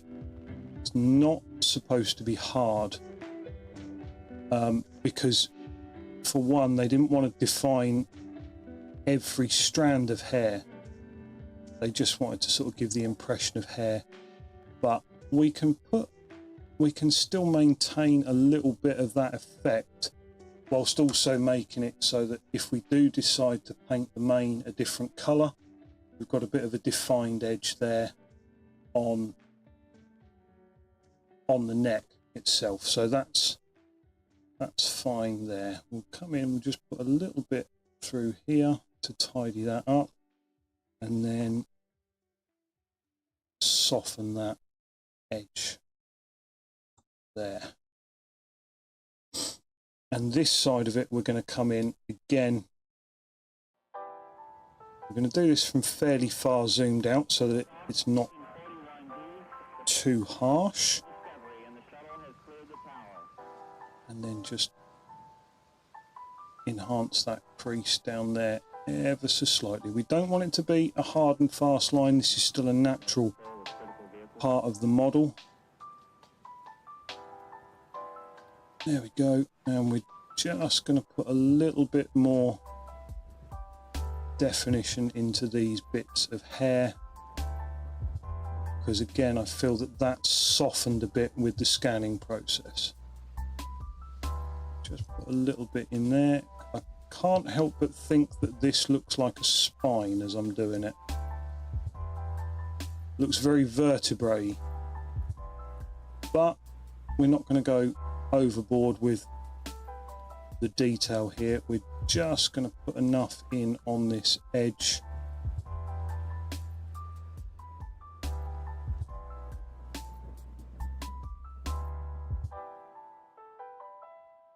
to make it look slightly less uniform.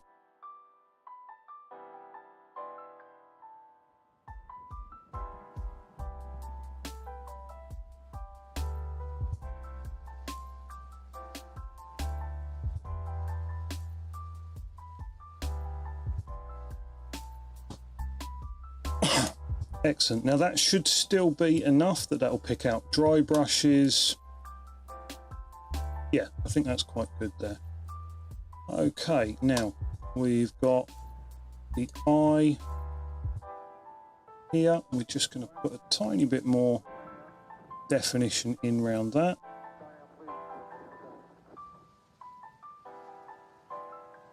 Very, very gently around here. And then we've got the dragon helm on the top of the bardin to just finish up as well. There we go.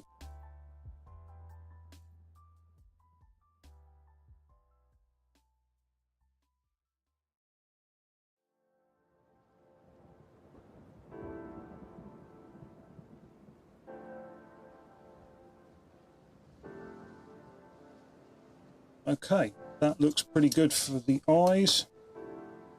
Happy with that. We're okay with the scales.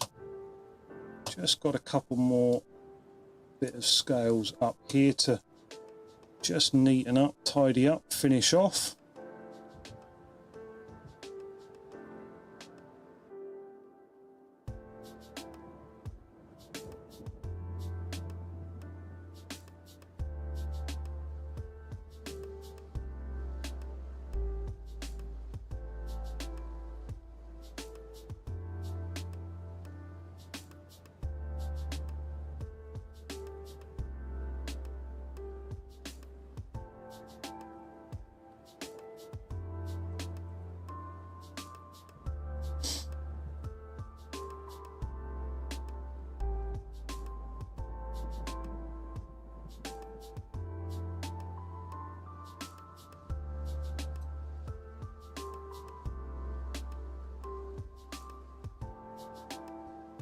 Okay.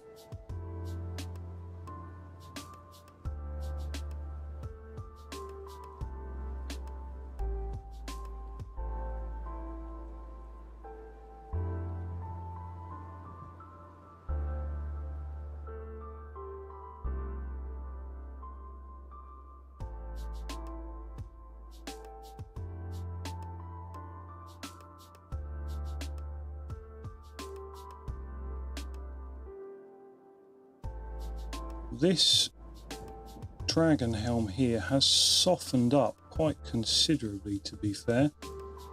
Be very, very gentle with what we're trying to put in here without losing all of the original model detail. Wow, that's gone very soft when that was done. Let's see what we can put back.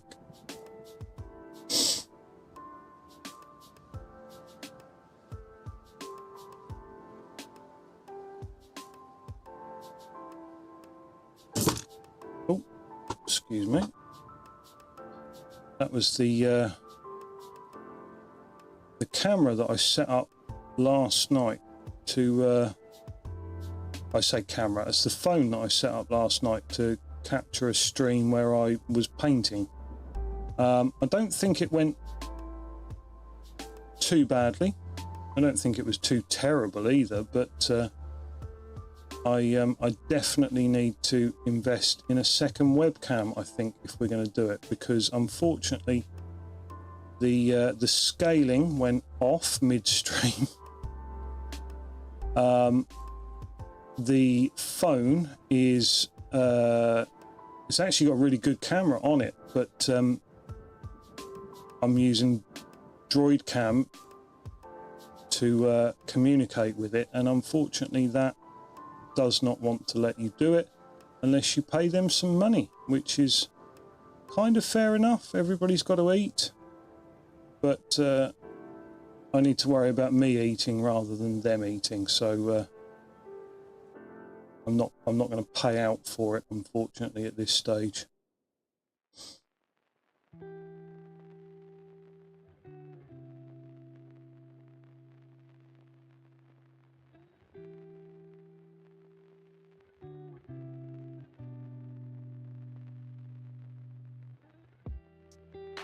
Right, I think we're going to need to zoom in a little bit here, because otherwise we are going to flatten out some of the detail that's that we're trying to restore. Here we go.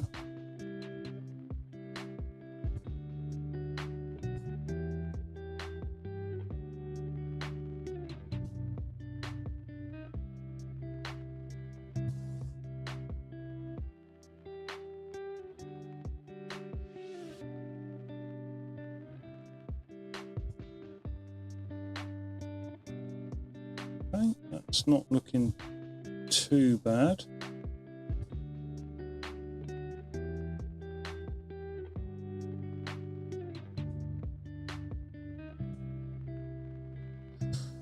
As we said before, there were so many constraints on the original sculptors of these models that sometimes this soft detail is just simply the best that they were able to achieve. It's nothing to do with the scanning process. It's the fact that at this scale you couldn't correct what was happening inside the dragon's mouth, as it were.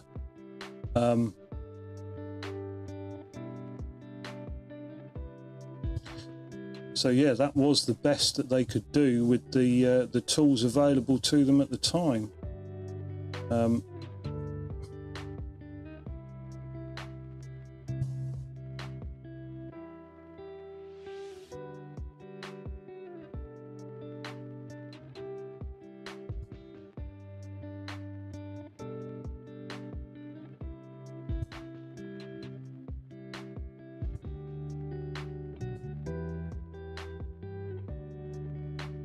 The casting process, the sculpting process, it was all set up for that kind of slightly soft and softened detail that we're trying to correct here. I say correct, we're not. We're just trying to make it so that there's enough detail remaining for a good, so you can tell exactly what you're painting.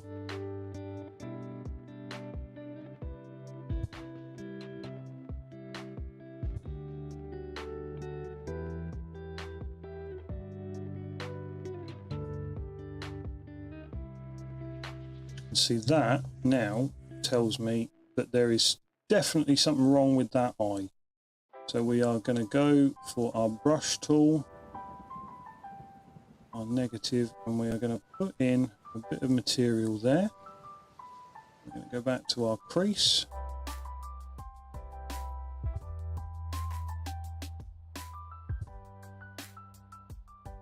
Until we've got a similar looking eye on that side. There we go. It's not, again, it's not perfect. Perfect's the enemy of good. Make it right, make it good. That's all you need.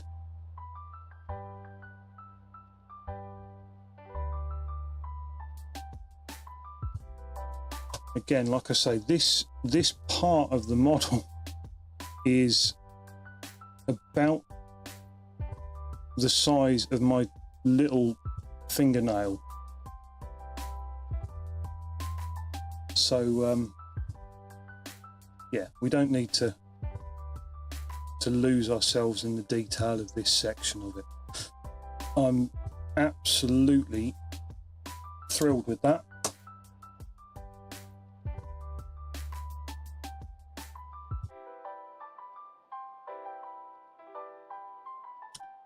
That is Malhandir, cleaned up, redefined, and ready for print.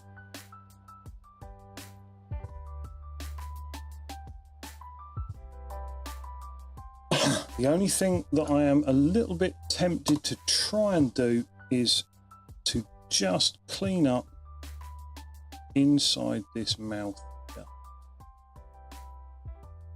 Put in and put in some big old horsey teeth.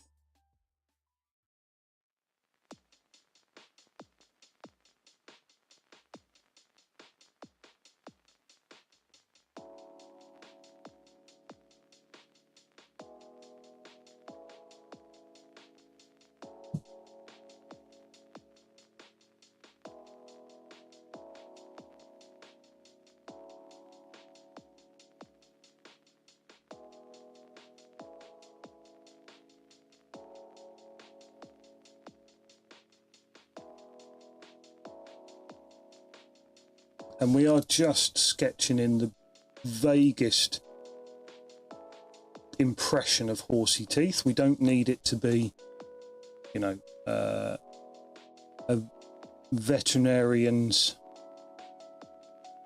pocket guide to horse dentistry. It's just got to be enough so that we're happy that that is a good representation of horse teeth.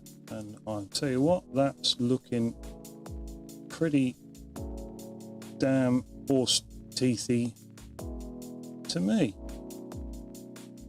I'm not going to say it's Sarah Jessica Parker, but if this was South Park, they might.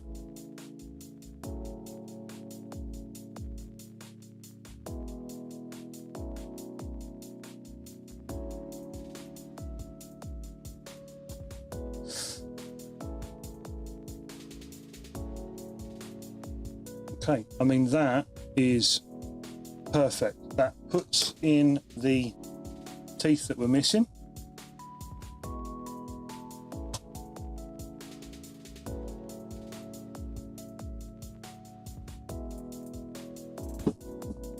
Gives us some nice detail around his eyes, gives us some nice detail on the dragon.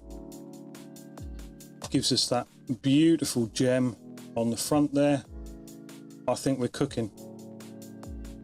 So, and also you'll have noticed that on the skin of the neck, the fur, I've not gone mad with the smoothing. I haven't brought out the smoothing tool and tried to finish any of that off so that it's too sharp. I'm also not going to try and sharpen up the edges of these reins that attach on his barding, or the edges of the barding itself.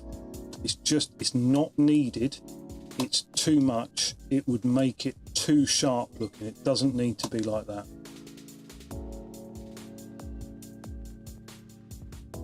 Okay, so we are going to save that. It's the perfect place to save it.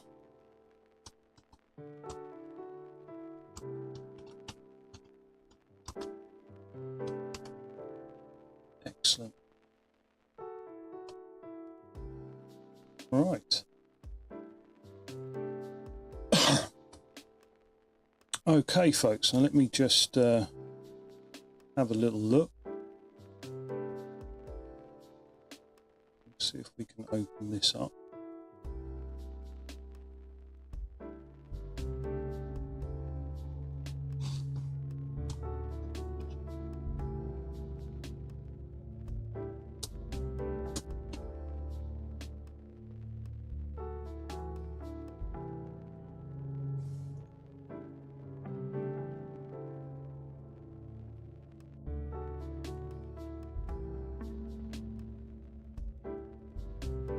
Right.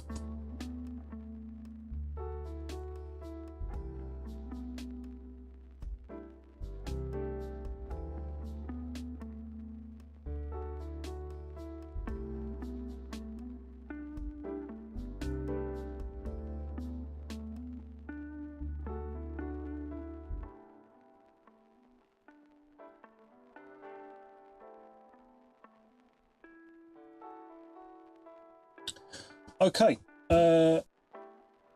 we've still got a little bit of time on stream. What I'm going to do is I am going to pop these on.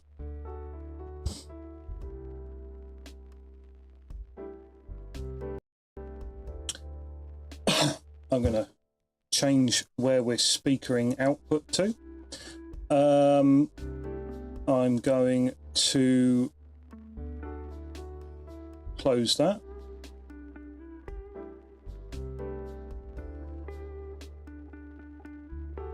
I'm going to change this one round. Look at this, here we go, right. And then I'm going to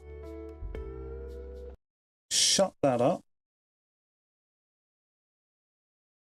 Come back onto this screen. Sorry, there's a lot of messing around here, but I have found this, which you can't see. Why can't you see it? Window capture, game capture. Oh, there we go. The Children of Clay. No idea how this goes, but time is 5:40 past 11.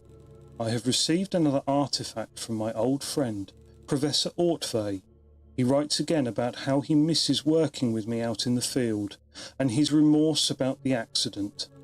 I immediately felt a chill down my spine, and was once again back in the cave, trapped and hopeless. I compose myself. I need to focus on my work. Time to start the examination. Let me just pop my tablet through there. Excellent. Let's see. Name, artifact number 297. Site, Kurgan Burial Mound 7B, Ural Mountains. Material, clay. Age, unknown. Function, unknown.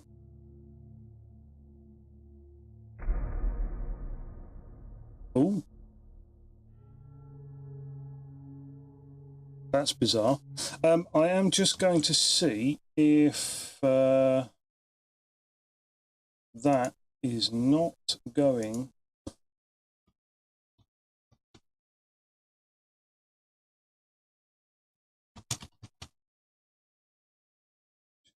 Hi.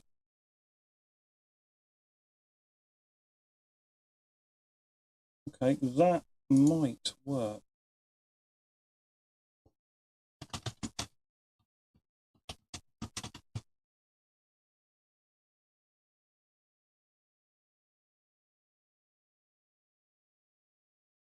Ooh, ooh, ooh, ooh, ooh, ooh, ooh, ooh, ooh. What's happening? Is it going to come back online?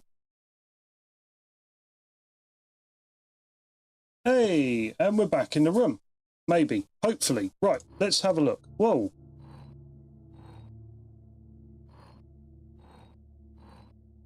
Oh, wow.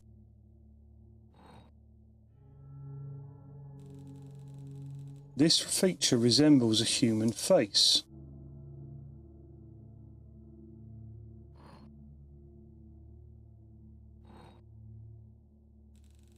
Looks like a metal object embedded in the artifact. It doesn't seem like it is possible to extract it. Maybe I can find out what kind of metal it is.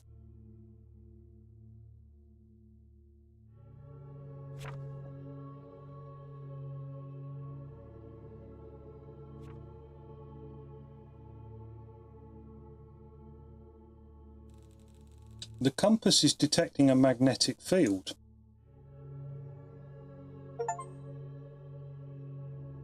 So the metal... okay, so the metal is magnetic. It's not detecting a magnetic field when it's this way round. What else have we got here? Ooh, what's this? Oh, hello.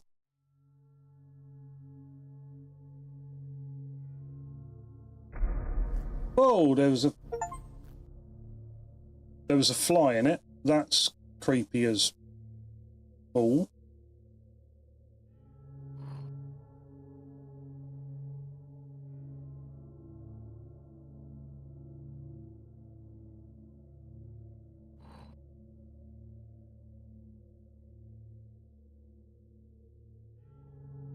Does that look like a carving on it? It looks ever so much like a carving. Now, what is that metal, I wonder?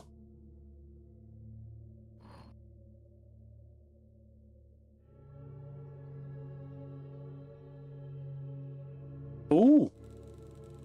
They seem to be some sort of runes, but I don't recognise the type. Maybe I can find something in my books. Yeah, look, you can just see it there. The runes.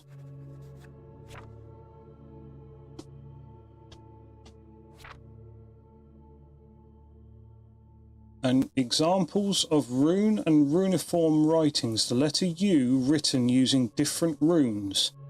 Orkon runes, Rovas runes, Futhark runes. So which one do you reckon that is?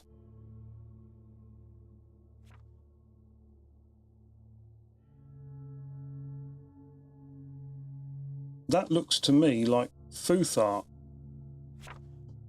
Let's just double check that. Rovas runes, I reckon. So if we search Rovas runes, was it Rohvas? I could not find anything relevant. Okay. Rovas, right. Okay.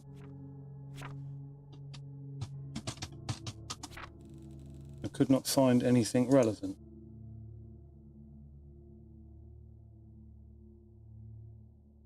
U. Is that U and U at the end?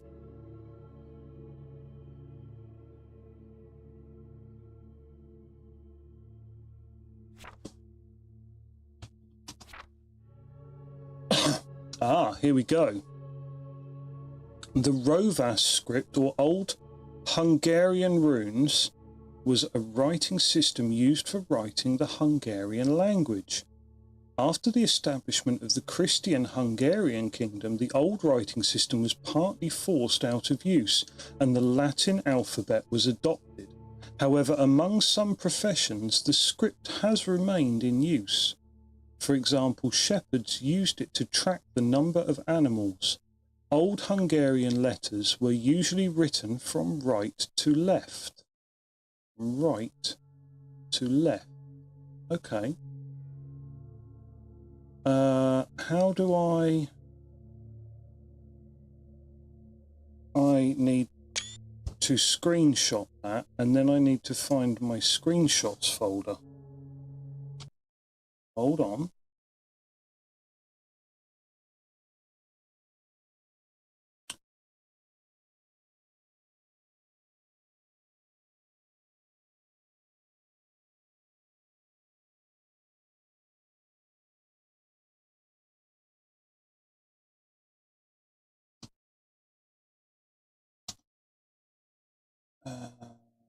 Where are we now? Are we?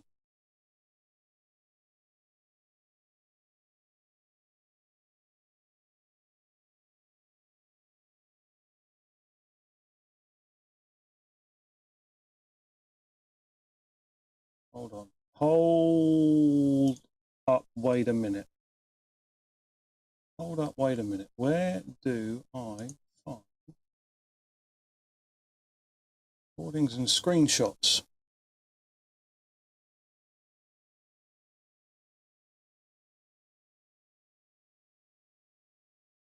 Okay, recordings and screenshots. Let's go puzzle you out. So we have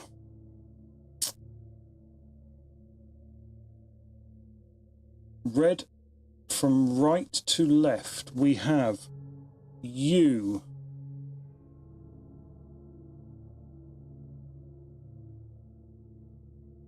R, D, U, N,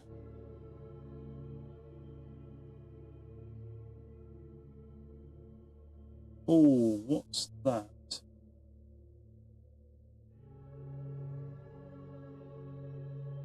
B,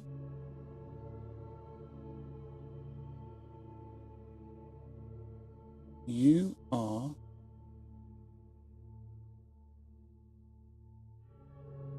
D,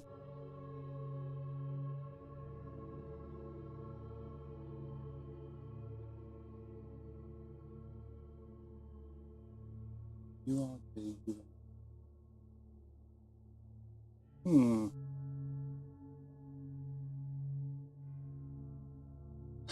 I'm not convinced that that's P. P has got 3 slashes on it. That one doesn't look like it does.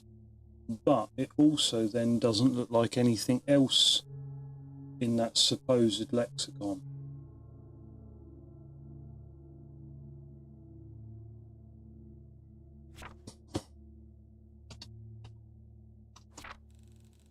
Could not find anything relevant. That's annoying.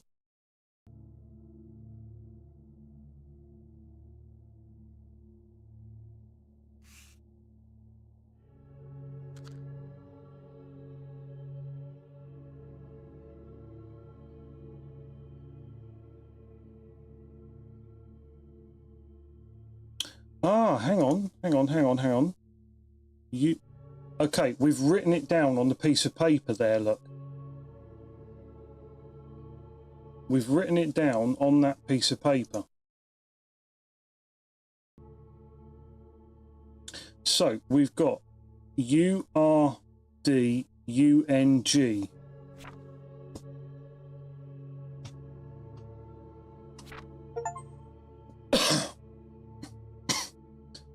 Erdung is a shape-shifting demonic creature from early Hungarian paganism. In pre-Christian beliefs, it ruled the lower world and helped God in creating the earth. After Christianization, it was identified with the devil. One of the oldest Erdung myths is recorded on the Ugra tablet found in the Ural Mountains. Illustration of the devil from the Codex Gigas, 13th century.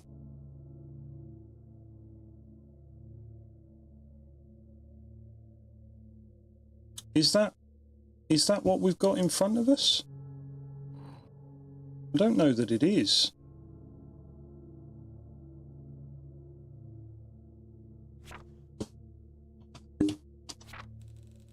Nope.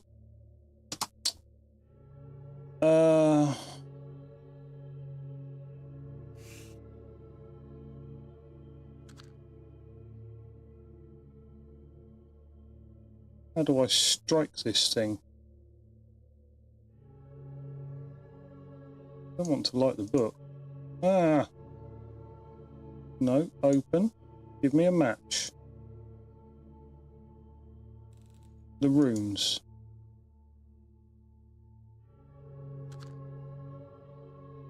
Nope, that's not working. Can't pull that down any further. What's that?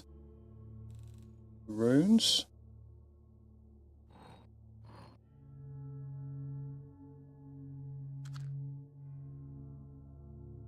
What do I do with the match? Why can't I light the candle? What's going on?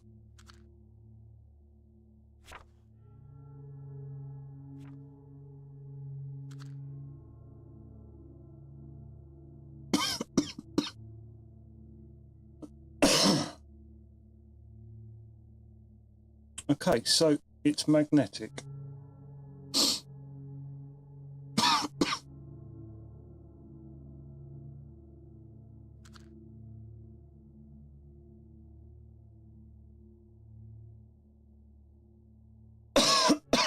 Oh, excuse me.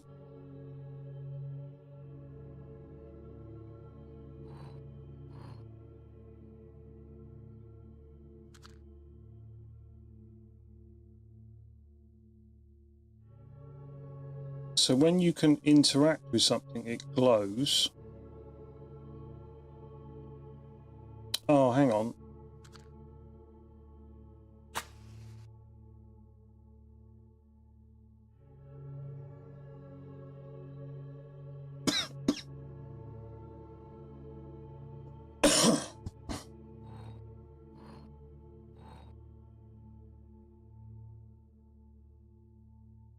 Any difference with the light?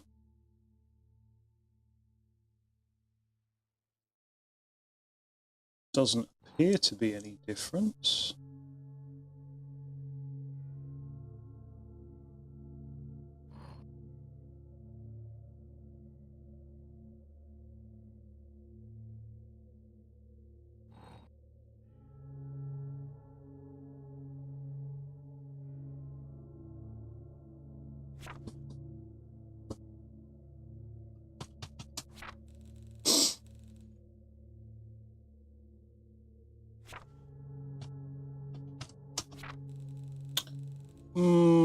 Okay.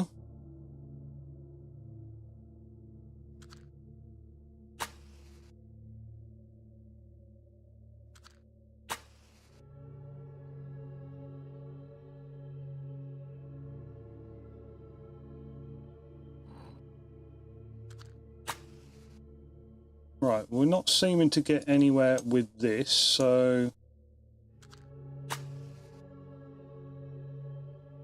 don't think that's going to be it.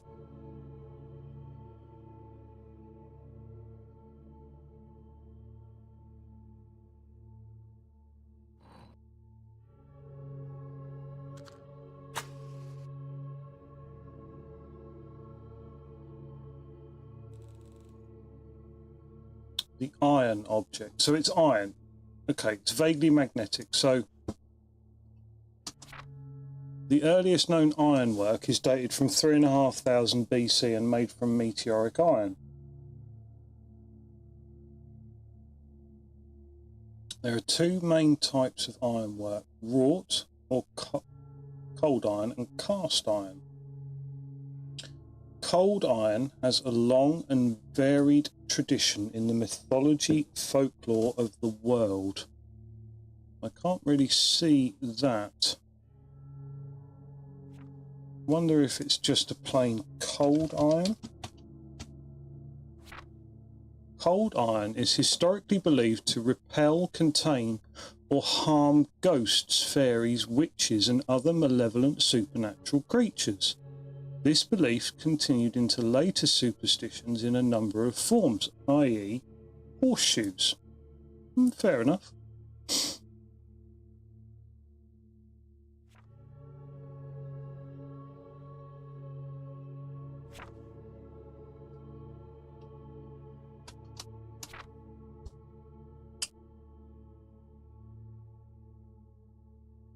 Ugra tablet found in the Ural Mountains. Found in the Ural Mountains, the Ugra tablet depicts the legend of a star that fell to earth, and out of the star the 7 children of Erdung crawled out. According to the legends, the children caused misfortune, sickness and death to mankind, but a brave Taltosh used his cunning to lure and trap the creatures. Of the 7 children, only 6 are depicted on the tablet. This could be because of damage, but one hypothesis states that this is evidence for the 7th children being the folk creature Mumush. Mumush? I want to know what Taltosh is, and then we're going to Google Mumush. According to folk tradition, Taltosh is a person with supernatural power. A Taltosh was born with teeth, a 6th finger, or other additional bones. Well, everyone's born with teeth, surely. Oh, no, hang on. Nobody's born with teeth. Yeah. The most important ability of a Taltosh is a meditation or spiritual trance. In this state, they could heal wounds and sickness, or learn hidden truths by sending their soul among the stars. Right, let's have a look at Mumush. The Mumush is an invisible creature that scares children in Hungarian folklore. It is most often associated with darkness, but there is no description of its shape, even in the beliefs of other peoples. According to some assumptions, there is no description of its shape anywhere, because for everyone, it is the embodiment of their own fears. Its eyes are leaking. Interesting. Some sort of dark liquid is flowing out of the holes. No, no. No.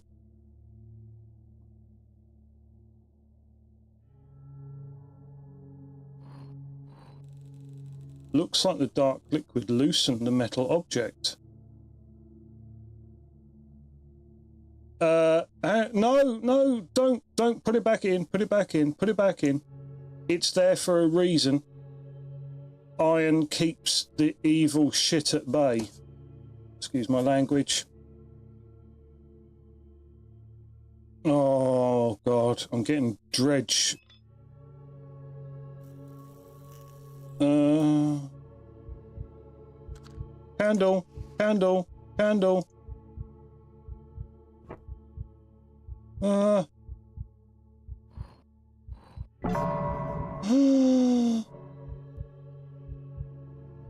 I'm not happy about this. What on earth? I should pick up the candle and investigate. Oh, man.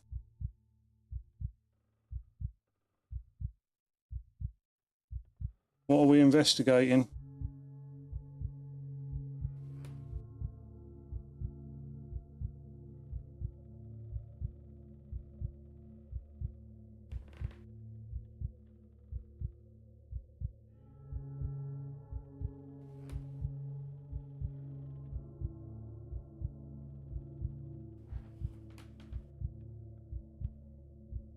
What are we looking at?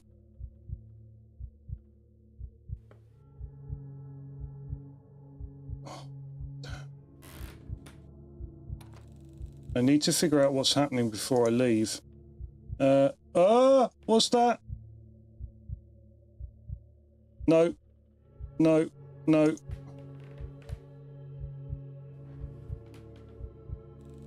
More dark stains, they lead to the left. What?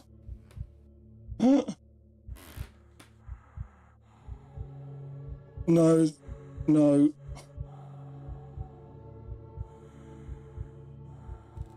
The dark stains lead to the right.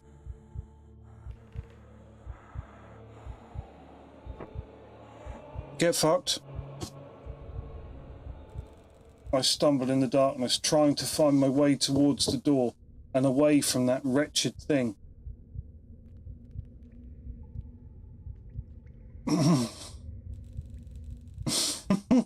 I reach out with my hand to find something. There is a wall here. And there's nothing in front of me. There is a wall here. There is nothing in front of me. The air feels colder here. There is a wall in front of me. There is a wall here. There's a wall here and I feel some sort of moss growing on it. There is nothing in front of me.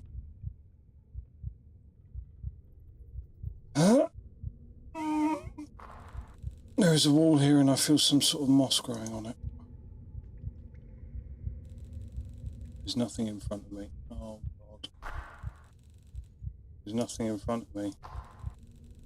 There is a wall in front of me. There is a wall here.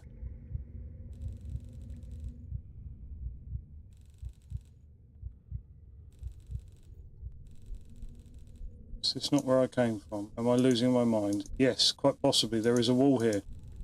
There is a wall in front of me. There's a... No, this can't be happening. I remember the matches I keep in my pocket. There is just a single one left. This is horrifying! What is this? Takes a few seconds before I dare to light it.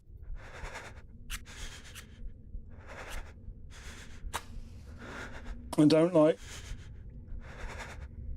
like jumpy jump things. What? Light another match.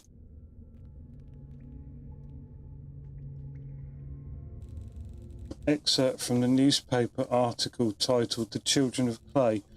Just a few months after the disappearance of the esteemed archaeologist and the incident involving a broken artifact, the team working on the remote site in the Urals has made an astonishing discovery. A previously unknown underground chamber containing a dozen similar small clay figures has been discovered. They are already in contact with several universities across the globe to further study them. I died, I guess. Is there more?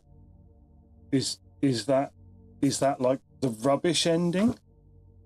Originally made for Cosmic Horrors Jam 3 in 2024.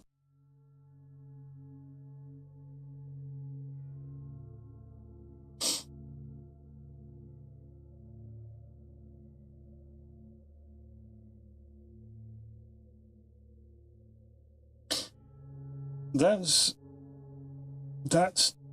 just legitimately disturbing in an amazing kind of way. I am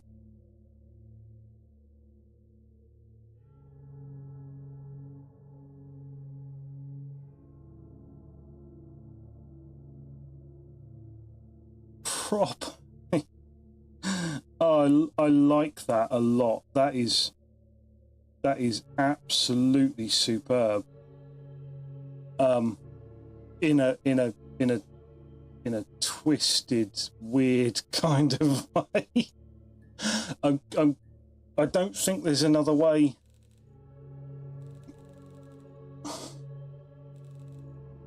I mean, there could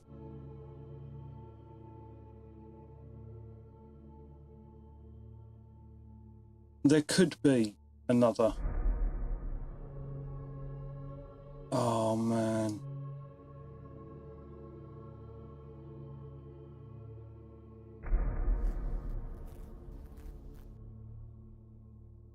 There's the little fly. All the girls say is pretty fly for a white guy.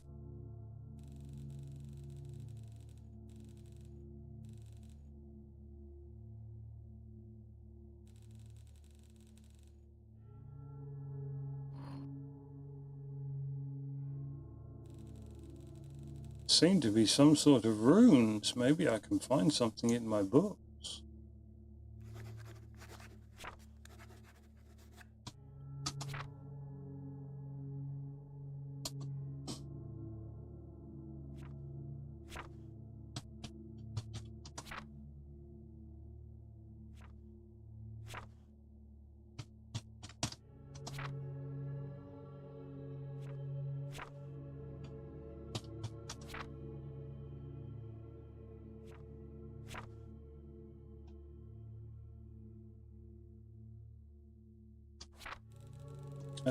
What was that?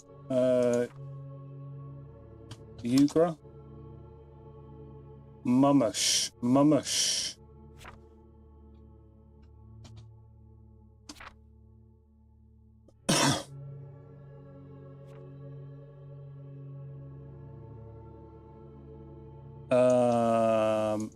Yep, not happy.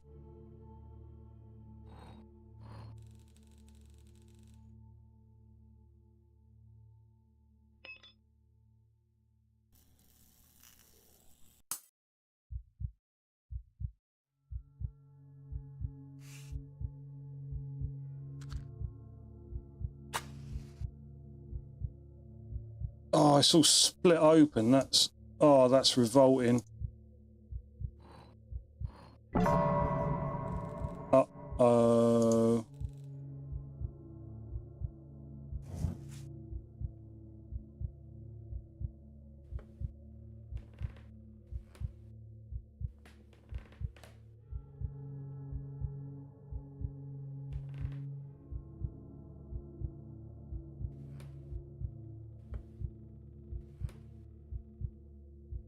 What?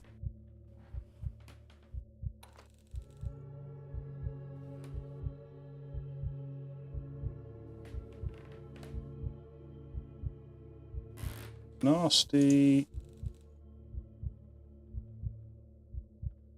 Hello, buddy. I've switched out to playing this incredibly creepy little horror game, which we just completed, and now we're just. That's not a problem. You know, you do what you need to do, fella. Stone statue from. What is that noise? That box looks important. The dark stains lead to the right. Oh, it's a monster! I did some Helldivers 2 gaming. Oh, nice. You enjoying Helldivers 2? That's it's not a game that I've actually played. I played the first one on PlayStation.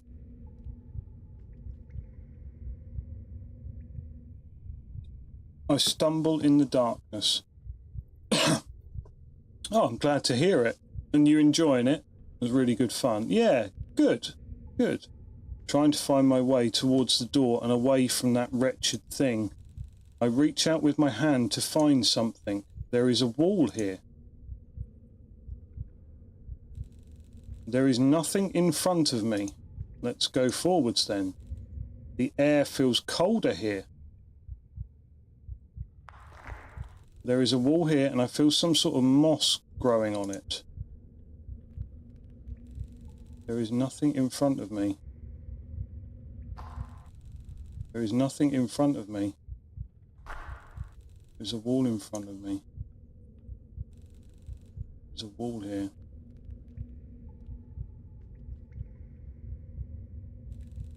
There is a wall here. Is this not where I came from? There is a wall here. There's a wall in front of me. Am I losing my mind? There is a wall here. There is a wall here. There is a wall here. No, this can't be happening. Oh, this is the same as before. I'm just going left. Surely if I just go left, I turn, I should be able to...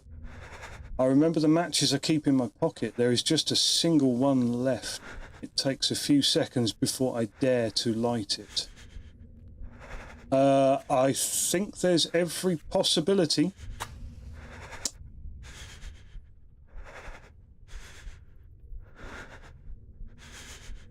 Yes, there's a wall everywhere. Uh-oh.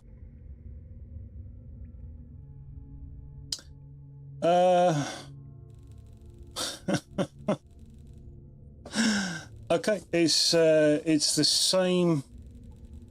It's the same ending. So I don't know if there's another ending.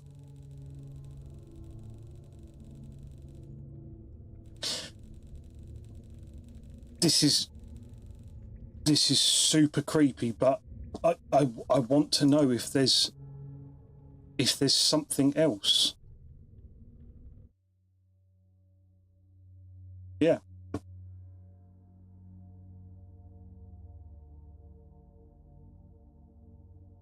That was, it's actually this is free on Steam right now. You just click it, add it to your library.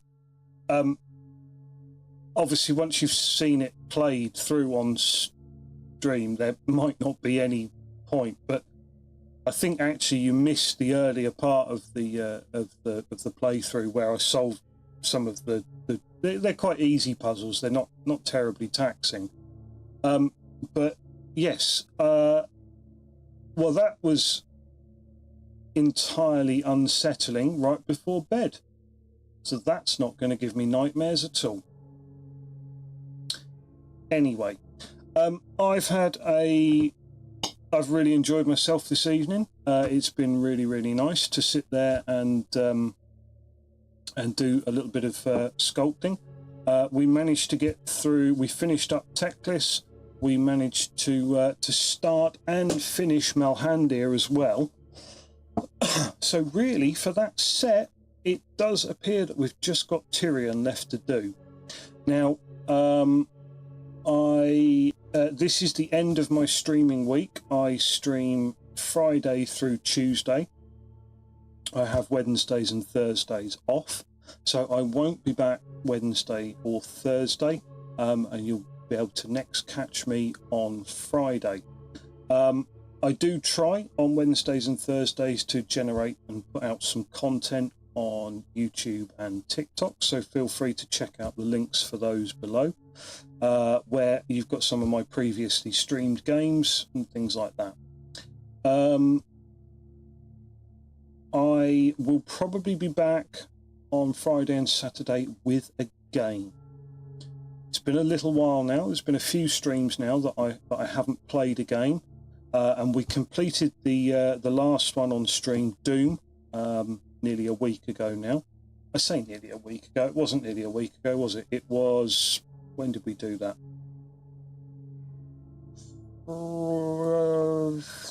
Friday or Saturday night, one of the two. Anyway, I've had a really good stream. I've really enjoyed myself. Osaft, really appreciate you dropping by. You take care as well. Thank you very much for coming back to the stream for a second time. I really do appreciate that. Everyone, I will see you again on Friday, so feel free to drop by. Until then, toodaloo.